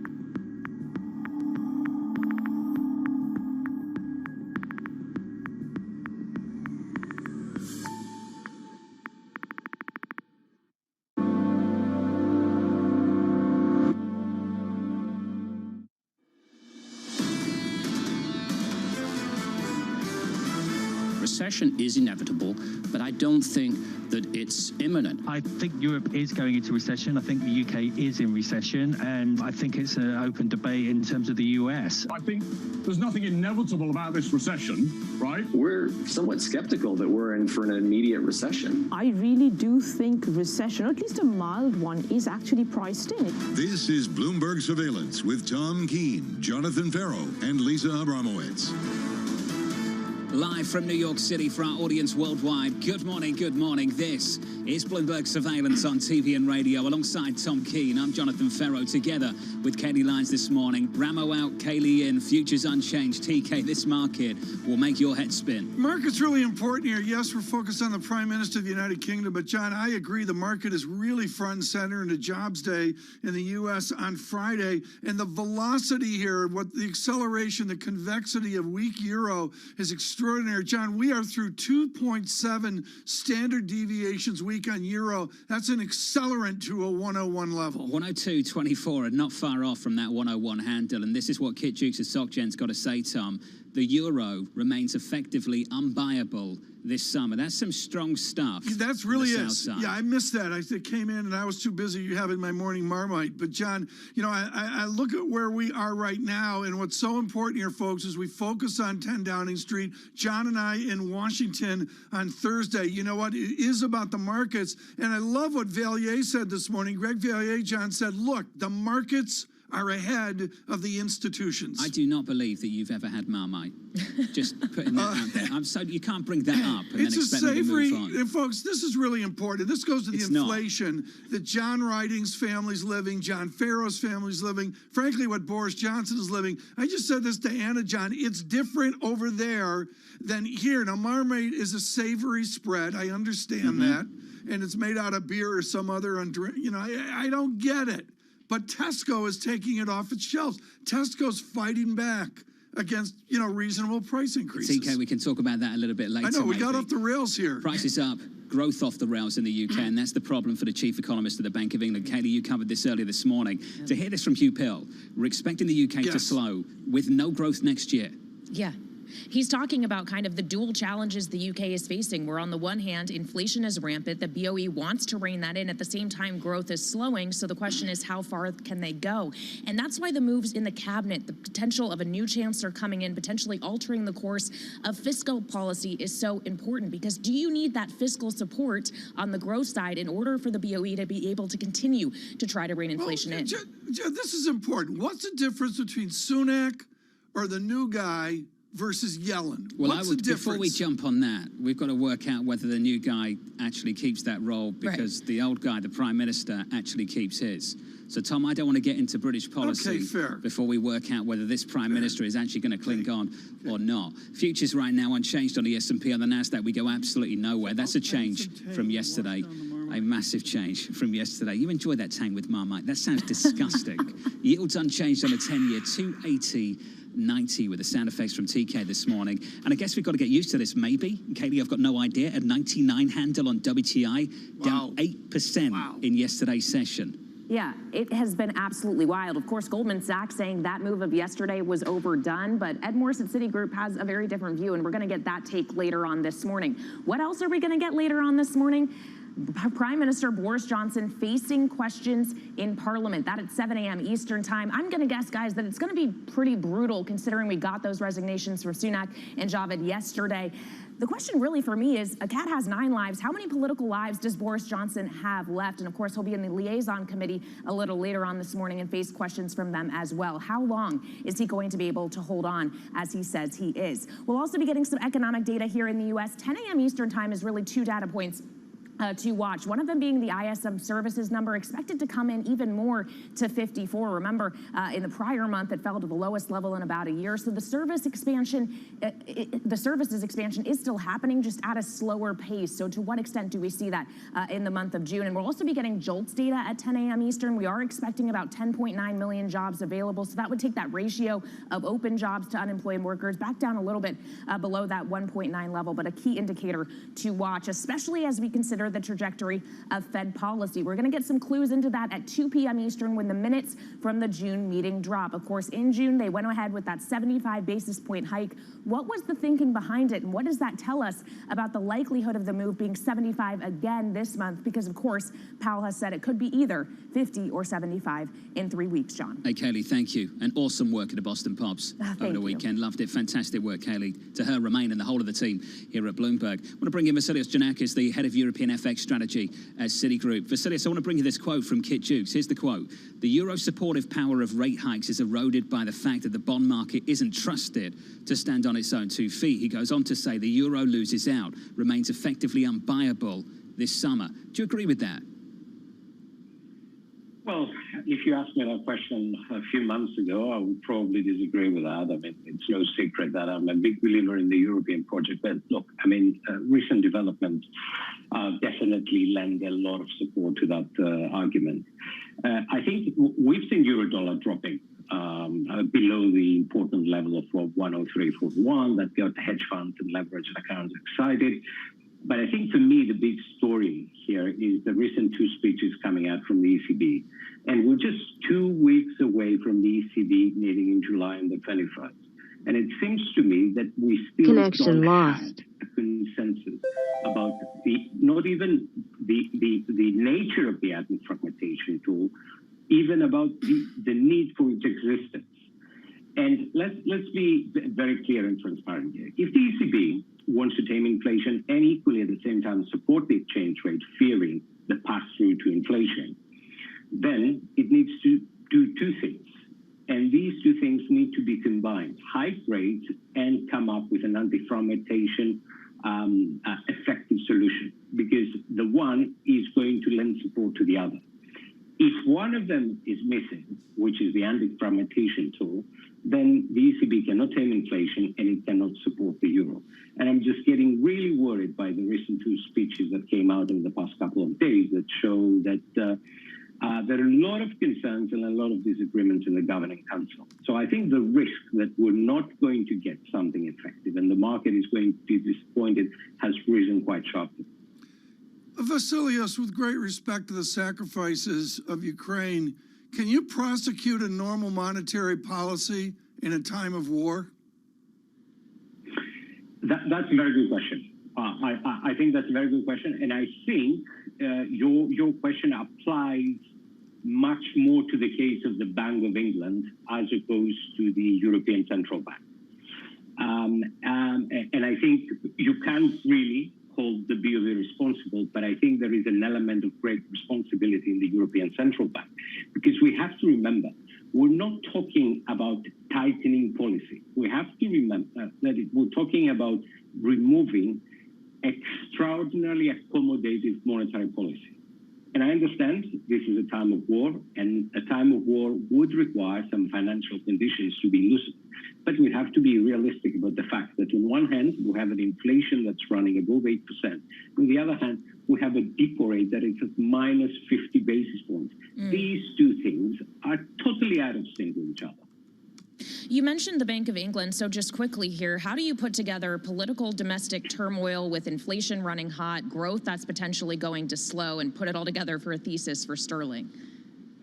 Look, for me, on one hand, I think the ECB is the furthest behind the curve, but the BOV has the most challenging job of all. And I say this largely because the UK is not being hit by global shocks, but it's also being hit by idiosyncratic shocks, to a large extent linked to Brexit.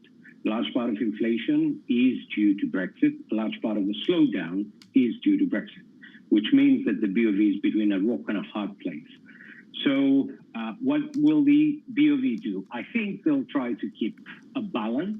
They'll probably hike, potentially not as much as the market expects. But, you know, it's one of these situations where I see sterling losing in both cases. If they don't hike as much, then sterling is going to lose on the interest rate front. If they hike more aggressively, sterling is going to lose because the market is going to price in an even sharper slowdown. Yeah. This is an economy that cannot withstand, I cannot tolerate very tight monetary policy. We have to remember, UK mortgage market is very different to the US and parts of continental Europe. 2 to 5 year fixed rates are the norm in the UK. You don't have 25, 30-year fixed rate mortgages in the UK, which means that at each point in time, there is a greater portion of households that see their mortgages coming to an end and then need to refinance at the prevailing higher interest rates. This is such a good point. Vasilios, it's fantastic to get your perspective on things, as always. Vasilios Giannakis there of Citigroup with a sub-120 cable story right now, and just a drip feed of resignations from the British government. And Kayleigh, when you listen to people in the FX market at the moment, they'll emphasise the economy and the problem the Bank of England has got over the problems maybe this Prime Minister has got in Westminster. Yeah, but problems just keep coming for the Prime Minister. You now have John Glenn, the UK Economic Secretary to the Treasury, resigning. This is brutal. In the resignation letter he just posted on Twitter, John, I can no longer reconcile my commitment to the role, ... with the complete lack of confidence I have in your continuing leadership of our country. So I'll ask the question again, John, how long can Boris Johnson hold on here? You assume there will be others as well, Tom. And Kayleigh and the team have been promoting this all morning. In about 50 minutes from now, we get Prime Minister's questions. What will happen there, John? I think that the leader of the opposition will see an opportunity and come in exceptionally hard. It's going to be interesting to see how the Prime Minister responds to it. When do Prime Ministers, let me rephrase this because I'm dumb. How do Prime Ministers resign? I don't think that's a dumb question, Tom. I think for this Prime Minister, I've got no idea. If you ask me this question about anybody else, will they be able to hold on? I would say the clock's ticking, they haven't got much time, maybe they resign today. With this Prime Minister, Tom, it seems to be every single time we're in this situation, he clings on. Though you do read the papers today and they will tell you, Tom, it's different this time. How different? Okay. We'll see. You done on the Marmite story? Mohammed wrote it. No, I got it. It doesn't go with Tane. Can we get a live taste test? I mean, honestly, Al-Arian, this is all he had to say. Never mind markets or the economy. Yeah. Tom, Marmite is good. Thank you, Dr. Al-Arian. Definitive. According to Mohammed. Okay. Yeah. Let's try and get a bit more out of Mohammed this morning and not just his views on Marmite. No, I can't get better than that. Okay. Futures -2. We're down 0.06% on the S&P 500 from New York. This is Bloomberg. Keeping you up to date with news from around the world with the first word, I'm Ritika Gupta. British Prime Minister Boris Johnson is on alert for signs of a coordinated plot from his ministers to bring him down. That's according to a senior government official. 2 of the senior members of Johnson's cabinet quit on Tuesday. Chancellor of the Exchequer Rishi Sunak and Health Secretary Sajid Javid. They left in the wake of the latest scandal, one involving allegations of sexual misconduct against a Conservative member of Parliament. And the suspect in the shooting at an Independence Day parade outside Chicago has been charged with 7 counts of murder. Dozens more charges are expected. Local officials say the 21-year-old man had probably planned the attack for weeks. He used a rifle that was said to have been purchased legally. In China, the COVID-0 strategy is being tested again. A jump in infections across Shanghai is raising the prospect of another lockdown. The city reported 24 infections today, the most in 3 weeks. Meanwhile, a highly infectious variant of the virus has begun spreading in China for the first time. The Secretary General of OPEC has died. Mohammed Barkindo was in the final weeks of his 6-year tenure as the head of the oil cartel when he died in his native Nigeria. Barkindo oversaw one of the most turbulent periods in OPEC's history, beginning with the creation of the OPEC Plus coalition in 2016. Mohammed Barkindo was 63. Global news 24 hours a day on air and on Bloomberg Quick Take, powered by more than 2,700 journalists and analysts in more than 120 countries. I'm Ritika Gupta. This is Bloomberg.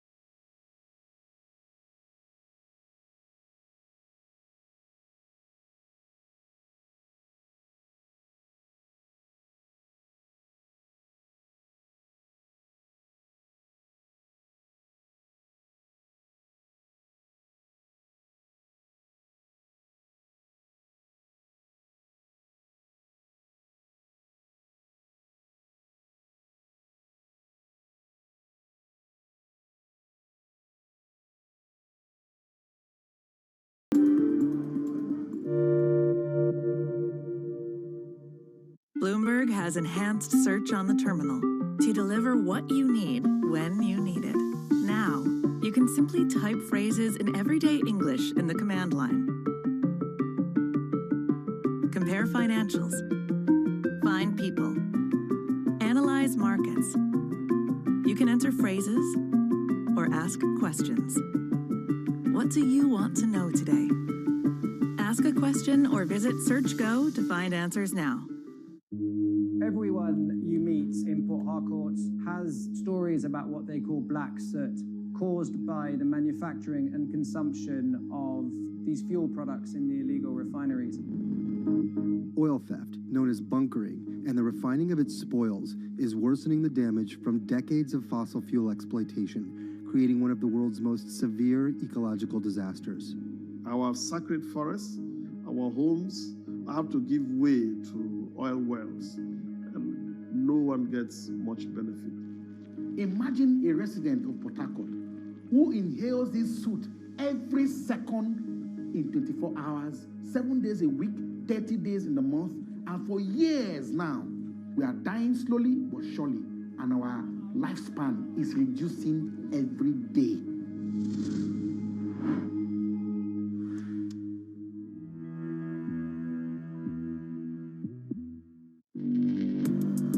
Access the financial world on demand. Hear from leading economists, policymakers, and industry experts via live and on-demand webinars, only from Bloomberg. Start exploring to see what's moving the markets. Visit Bloomberg.com webinars.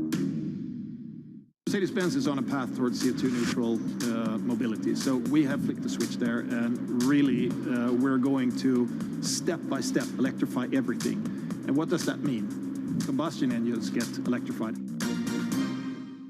This week, all eyes are on Sun Valley, where the titans of tech and media meet to talk business. And Bloomberg will make sure you're part of the action with live coverage and impactful interviews. It all starts Wednesday, July 6th, right here on Bloomberg.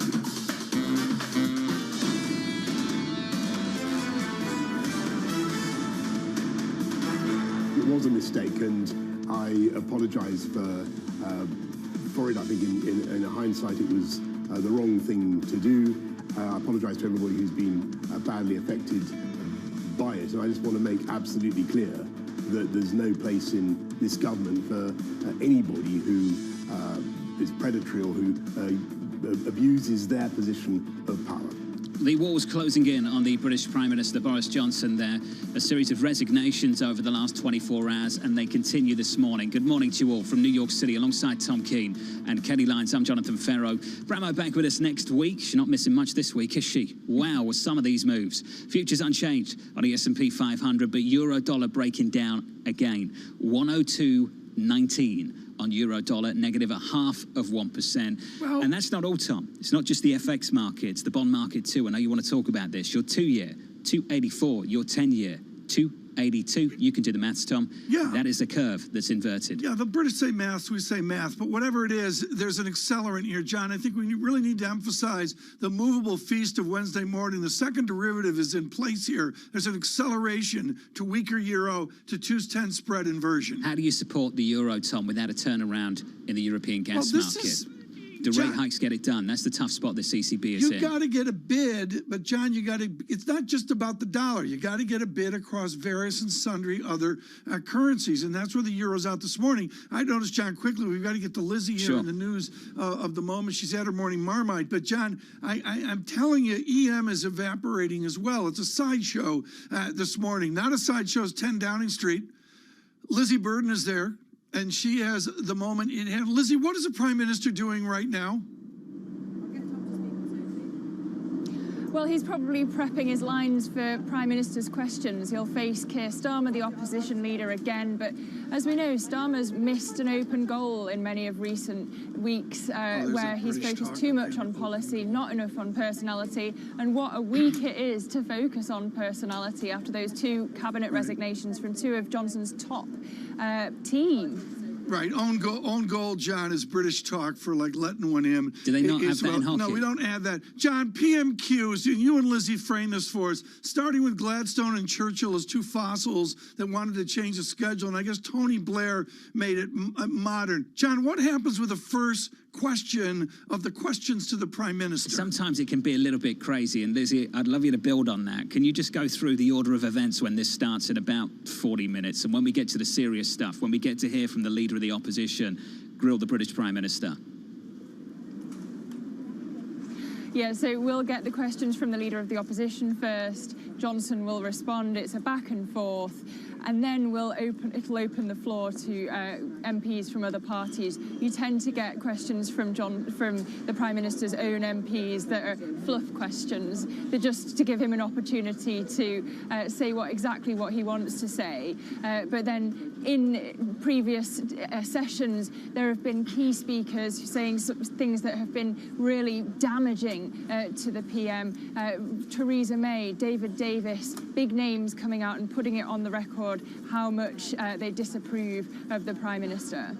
Well, and of course, we've heard from John Glenn just resigning, saying that he no longer has confidence in Boris Johnson's leadership. It's just another after another after another, Lizzie. How many more resignations can Boris Johnson take before his leadership is just untenable entirely? Yeah, I'd say about John Glenn, he's thought to be an ally of Rishi Sunak, so it's perhaps not a surprise that he's joining Sunak on the backbenches, where, of course, Sunak will be more free to organise a potential leadership bid if it comes to that. It doesn't seem like Boris Johnson's going to resign, of course. He's called the greased piglet. That's on the front of the newspapers in the UK today. The what? The other option would be for the 1922 committee to the greased piglet able to wriggle out of such situations. The other option would be for the 1922 Committee of Conservative Backbenchers to change their rules so that that 1 year grace period is reduced. But the pressure on Boris Johnson of the threat to change those rules could be enough to make him go. Right, John, jump in here as well with Lizzie. We in America have a clear understanding how a president resigns. It has to do with a congressman from Western New York, Barbara B. Conable, driving over to the White House and explaining to Richard Nixon it's done. That's sort of the modern era. John, let me start with you. How does a prime minister resign? Well, you have an exception, don't you? That's your exception. You have just a handful of examples. Tom, this is pretty normal stuff. This is normal. This is pretty normal stuff. People are nuts. When you go to a general election, Tom, you don't vote for the Prime Minister, you vote for your MP.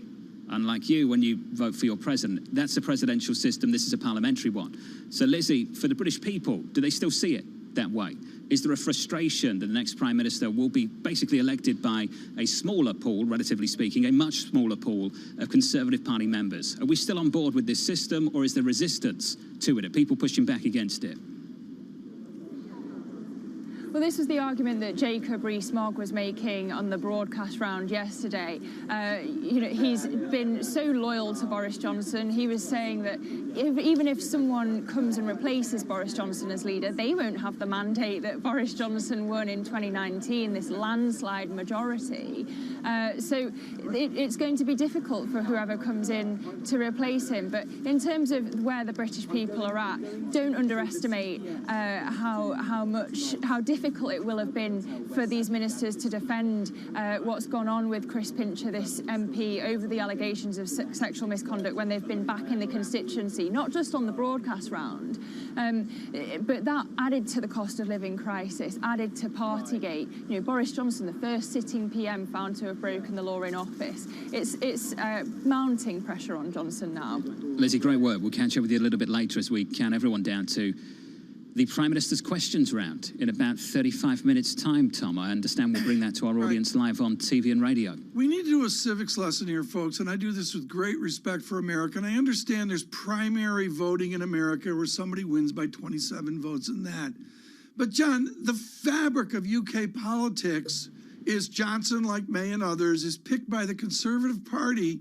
Is it fair to say, John, that Boris Johnson was selected by 92,000 votes over, I believe it was Jeremy Hunt a number of years ago, versus a general election of 24 million votes? I mean, is that an unfair statement, John? I think you can say both, to be honest with you, Tom. And I don't think I'm sitting on the fence here when I say that. I think ultimately, when you go to vote for your local MP, you know who the leader of the party is, of the party that that MP is a part of. So I think that, sure, it has an impact. It just is not a direct thing. When you go to put your signature, your box-ticking exercise, you don't put it next to Boris Johnson. Unless, of course, he's your local MP. This gets very confusing, doesn't it? It is. I feel like we do this 10 times a year as well, Tom. And you are we doing this more often, John? I mean, is this because of Brexit? I mean, the last 4 or 5 years, the chaos of UK politics, is it normal? I'll say this, from the outside looking in, I think a lot more people from the outside are looking in because of Brexit. Does that help? Yeah, otherwise we wouldn't pay attention. American politics is so calm. That's true, or maybe not. Future's unchanged. This is Bloomberg.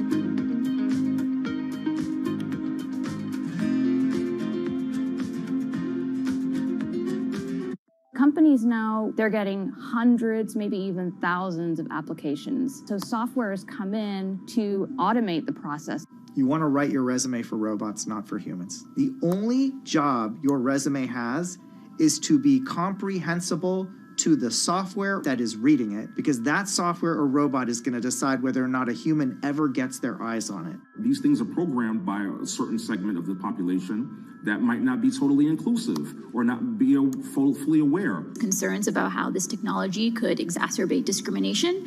For the FTC, I think foremost, the FTC needs to be making sure that we're fully understanding this technology. We don't trust companies to self-regulate when it comes to pollution. We don't trust them to self-regulate when it comes to workplace comp. Why on earth would we trust them to self-regulate AI?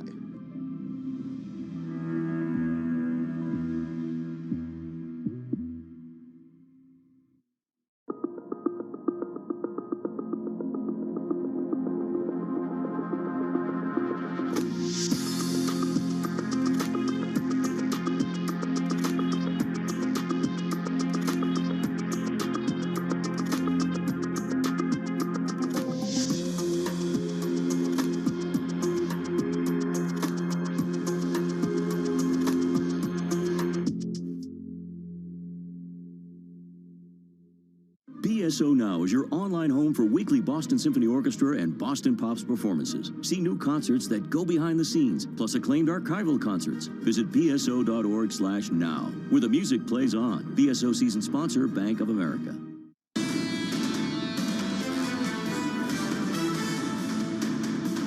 What a turnaround we saw yesterday from New York City this morning. Good morning. Here's the state of play right now. Equity futures positive about 0.06% on the S&P. On the Nasdaq 100 up by 0.05. That's the equity picture. Here's the bond market story. 2s, 10s and 30s. And just look at the difference between 2s and 10s. 284 on 2s. On 10s, 282. That's an inverted yield curve. That spread now negative 2 basis points ahead of some data a little bit later that Katie went through. Look out for ISM services and jolts, and look out for Fed minutes too. And remember this, Citi made this point, and it's an important one.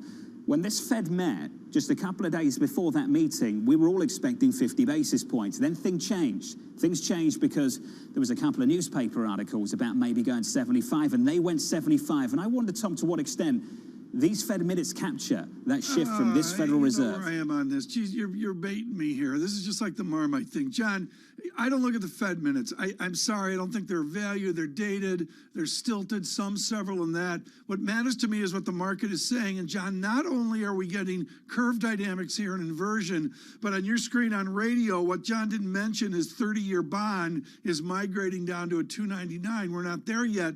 But John, as you get inversion with a leveling lower in the entire yield curve, that speaks volumes. I didn't get there because you interrupted, Tom. Well, that's, 3.06% on a 30-year. I mentioned 75. Will we get 75 basis points at the end of this month from this Federal Reserve? Do you think so? How?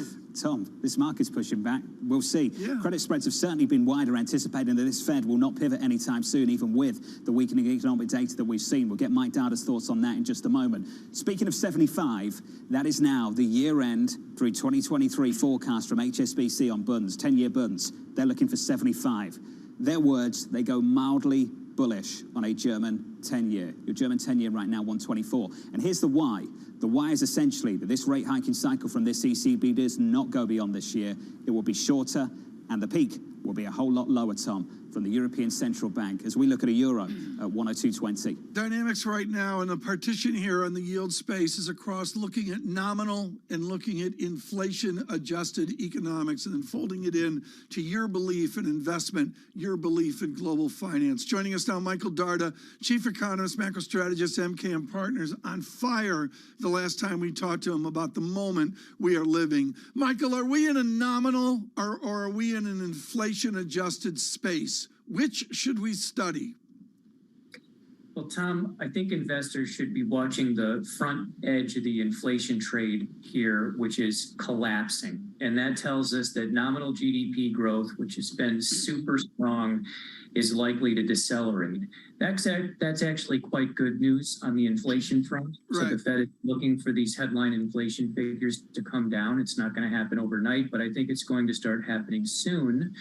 But the market has shifted its focus and concern to the business cycle from inflation. So, the first leg of the sell-off in equities this year, really the bulk of it, was driven by a rising 10-year Treasury yield. Now yields are pulling back with growth concerns, and the fears have shifted to potential recession. Michael, in your youth, Jude Wininski would have put out a chart showing 49 to 53, the Eisenhower disinflation.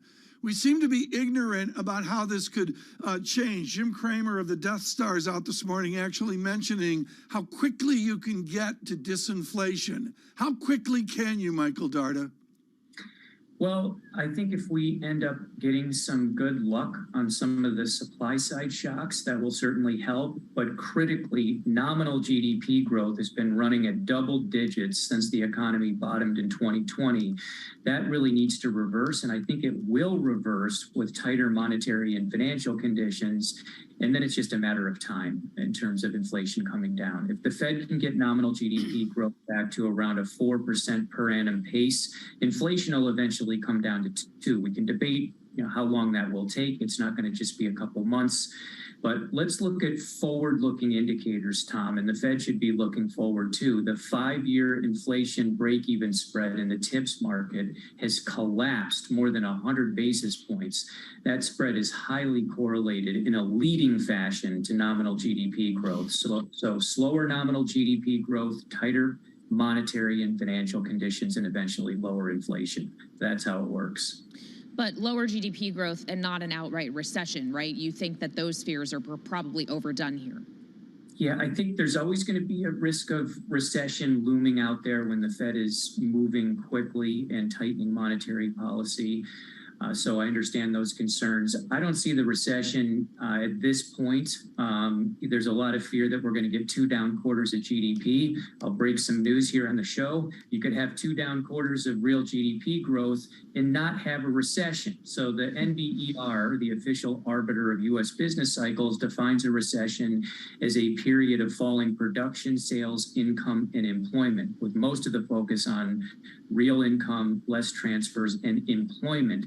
So hard to see a recession with the unemployment rate at 3.6% and not budging. If that changes, then I think the recession picture is coming into focus. Mike, do you think market participants care about the NBER? And I don't mean to be snarky about that. I just mean no one's going to wait for that, are they? From the people that you have conversations with, what are they going to be focused on, and how will they respond to that second consecutive negative print? Yeah, well, John, it's a good question. Here's one way to think about that. Your typical bear market in a recession is just over 30%. We went down 23% in the first 6 months of the year. So if you think about it this way, if we've already essentially priced in 2/3 or more of a recessionary bear market, because investors are not going to time it, and because it's not a sure thing that we're going into recession this year, do you actually want to be negative on equities here, or maybe a little bit more contrarian and optimistic? I would say the latter rather than the former. But you're exactly right. Markets are looking forward. Most of this collapse in equity prices, I think, was brought on by higher long-term interest rates. That's reversing now. So let's see if we get a bit more ongoing stabilization in equity prices. Okay, but if you're also saying that we're not necessarily heading for a recession in the near term, is that the fact that we have seen yields moving lower appropriate, considering also if we don't get as dramatic a growth slowdown, that could mean the Fed just goes more aggressive for longer? Yeah, I think what we want here is monetary and financial conditions to tighten. That's happening. The Fed wants that. So lower inflation expectations, lower commodity prices, wider credit spreads. That means the Fed's medicine and therapy is working. And so the risk is if they don't recognize that and they go too far, then you get a recession. I don't think we're quite there yet, even after another rate hike or series of rate hikes. But, the fear is that we're getting closer to that point, and with growth slowing and the Fed being aggressive on tightening, the risk of a downturn does rise, but we're just not quite there yet. So I think we should take a step back, take a deep breath, and not be so negative on equities. We've priced in a lot of risks so far this year. We've had almost a 5-point multiple decline in over a 6-month period in the S&P 500. We've only seen 4 multiple points or more over 6 months 4 other times in post-war history. And in every single case, the market was up strongly over the summer. Okay. Michael, part of your charm, besides having 2 ill-mannered dogs, is you actually talk about markets and what to do in markets amid your economics. Are you saying load the boat here and go long? I'm not saying load the boat. I'm saying be patient. If investors have been on the sidelines, if they came into the year cautious, then this is the time to be buying, to be adding to the portfolio. If they came into the year fully exposed and long and they went down with the ship, then don't sell now. It's too late. They're not going to be able to time the bottom. Mike, you're one of the best. It's great to hear from you. Mike Dada there of MKM Partners.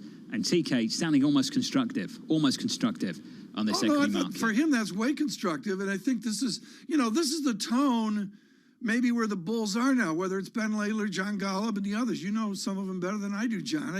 I think they're trying to construct after multiple shrinkage. When do you get the when of it? When do you get in? Sure. And how much of this, how much do you get in with? I'll catch up with John in the 9 o'clock hour, Tom, around the market open on his new downgrade. So looking forward to doing that. One of your other properties. The point that Mike just made about the MBER, Tom, just think about that. This Fed, will it see things the same way? And ultimately, even if growth is decelerating and you get this negative print again for the second quarter, Tom, but they see a labour market that's still pretty robust, is that a Fed that goes on hiking? And the likes of Citi anticipate that that will be the case. There's some movable parts there, John, but what it comes down to, and I'm working here off the true pro, Jeffrey Frankel of Harvard University, simple formulas of recession are baloney. And MBER, they're the IBAR, and they come out later. You're going to hear about it after the fact. The Fed doesn't have that luxury. But where I would go, John, in the modern study of the Fed is it folds into labor, and that goes to the jobs report, which is of uncommon value this Friday. Tom, I don't want to be dismissive of the MBER. I just feel like that's more for the economic historians. That's for the books. What we've got to work out is how the policymakers are going to respond to the incoming data and how market participants will factor some of that in and internalize what's happening. I would agree with that, and the distinction here is policymakers and front-rate PhDs, think of Vince Reinhart years ago, versus academic papers almost like Jackson Hole. I mean, basically NBER, John, is Marty Feldstein and James Perturb of MIT folding over a Jackson Hole kind of academic paper attitude into something people really read and read carefully. You mentioned Jackson Hole. Where are we going to be when we get to Jackson Hole? Oh, who knows? Given the trajectory of things in a moment. Well, I got leased to these red cowboy boots coming in. They're like Lucchese Loyals. You the stylist. Yeah, I'm Jackson styling. Hole coverage. John, you should see the Tony Lamas that was you're a wearing. Nervous laugh from Katie Lyons, who does not want any part of I this. have this vision of a bolo tie replacing the bow tie. No, we could go bolo. I think that would suit you, TK. Should we make that happen? I don't. We should make that happen. I'll buy you that. The truth, folks. You don't buy me anything. 4 a.m., 38 degrees, and there's not an economist in sight. Scared That's of the bears. reality. I can't wait for that, Tom. Scared of bears. So, Features on the Mr. S&P. Grizzly Bear, do you like Marmite? Hey, Tom, you joke. Knowing you at that time, that might actually be the interview. The Nasdaq down 6 with negative 0.06%. No drama in stocks. Drama in the euro. 102. 102. Wow, look at that, 102.04. Just clinging on euro dollar from New York. This is Bloomberg. Keeping you up to date with news from around the world with the first word, I'm Ritika Gupta. In the UK, Boris Johnson is fighting to stay in power after 2 top ministers jumped ship. Chancellor of the Exchequer Rishi Sunak and Health Secretary Sajid Javid have quit. Their resignations came after Johnson apologised for the latest scandal, one involving allegations of sexual misconduct against a Conservative member of Parliament. Meanwhile, the new Chancellor of the Exchequer will be Nadhim Zahawi. He made his name as the vaccines minister during the pandemic. In Highland Park, Illinois, authorities have charged the suspect in the shooting at a 4th of July parade with 7 counts of first-degree murder. They say that dozens of more charges will be filed in the coming days. If he's convicted, the 21-year-old could be sentenced to life in prison without parole. Illinois no longer has the death penalty.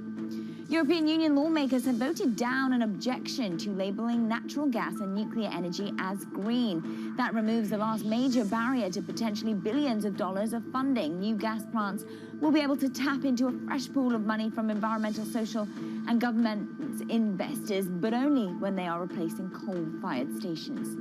The US says that Iran is not serious about negotiating a return to the 2015 International Nuclear Accord. The State Department cites what it calls a lack of forward momentum and says Iran keeps raising extraneous demands. One of those is that the US remove the Islamic Revolutionary Guard Corps, a powerful military organization, from its list of terrorist groups. Global news 24 hours a day on air and on Bloomberg Quick Take, powered by more than 2,700 journalists and analysts in more than 120 countries. I'm Ritika Gupta. This is Bloomberg.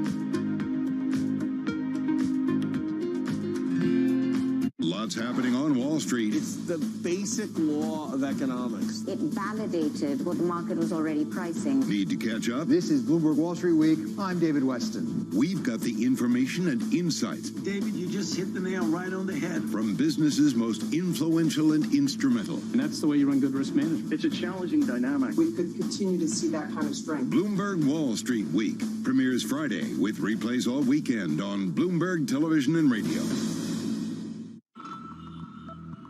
The Indian city of Jamnagar is a money-making machine for Asia's richest man, Mukesh Ambani. His company Reliance has the world's biggest oil refinery complex here in the city. Jamnagar is also where Ambani is making his newest bet, a $10 billion investment in green energy. His ambition is closely aligned with the Indian government's plan to reach net zero emissions by 2070. But Ambani is not alone. India's second richest man, Gautam Adani, has committed $20 billion of investment over the next decade. But India's massive dependencies on fossil fuels have some environmental advocates questioning the realism and sincerity of those green ambitions and those of its two biggest billionaires.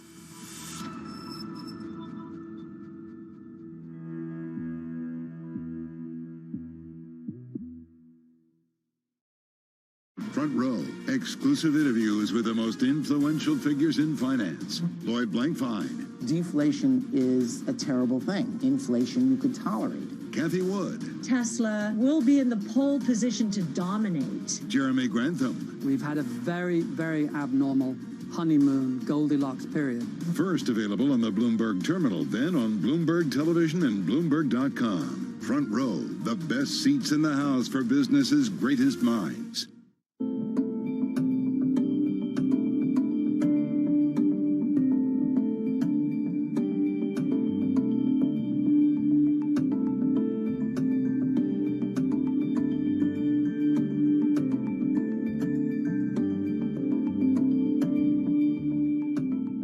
It's really a reminder, isn't it, just how sensitive the markets are to any commentary about trade. We did see some pressure on the yuan, we did see some pressure on the futures. That is now being reversed. Stocked early enough all these precious materials you were just mentioning, and we were on the lucky side that our prognosis was spot on in a way, forecasting what kind of material we would need and what quantity we would need.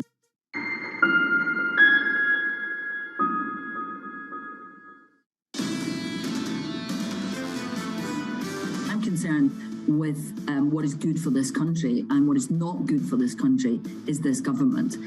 We have seen the mismanagement of the economy. We've gone from being one of the best performing economies in the G7 to 19th in the G20. That was Christine Jardine there, the UK Liberal Democrat MP. From New York City this morning, good morning with Tom Keane. I'm Jonathan Ferro, together with Kelly Lyons. Lisa Abramovic back with us next week. Here's your market. Futures down 0.1% on the S&P, on the Nasdaq 100 down by 0.16. That curve inversion continues, 282 on a 10-year, about 284 on a 2-year yield in the Treasury market. Yields just a little bit higher on a 10-year by maybe a basis point or so.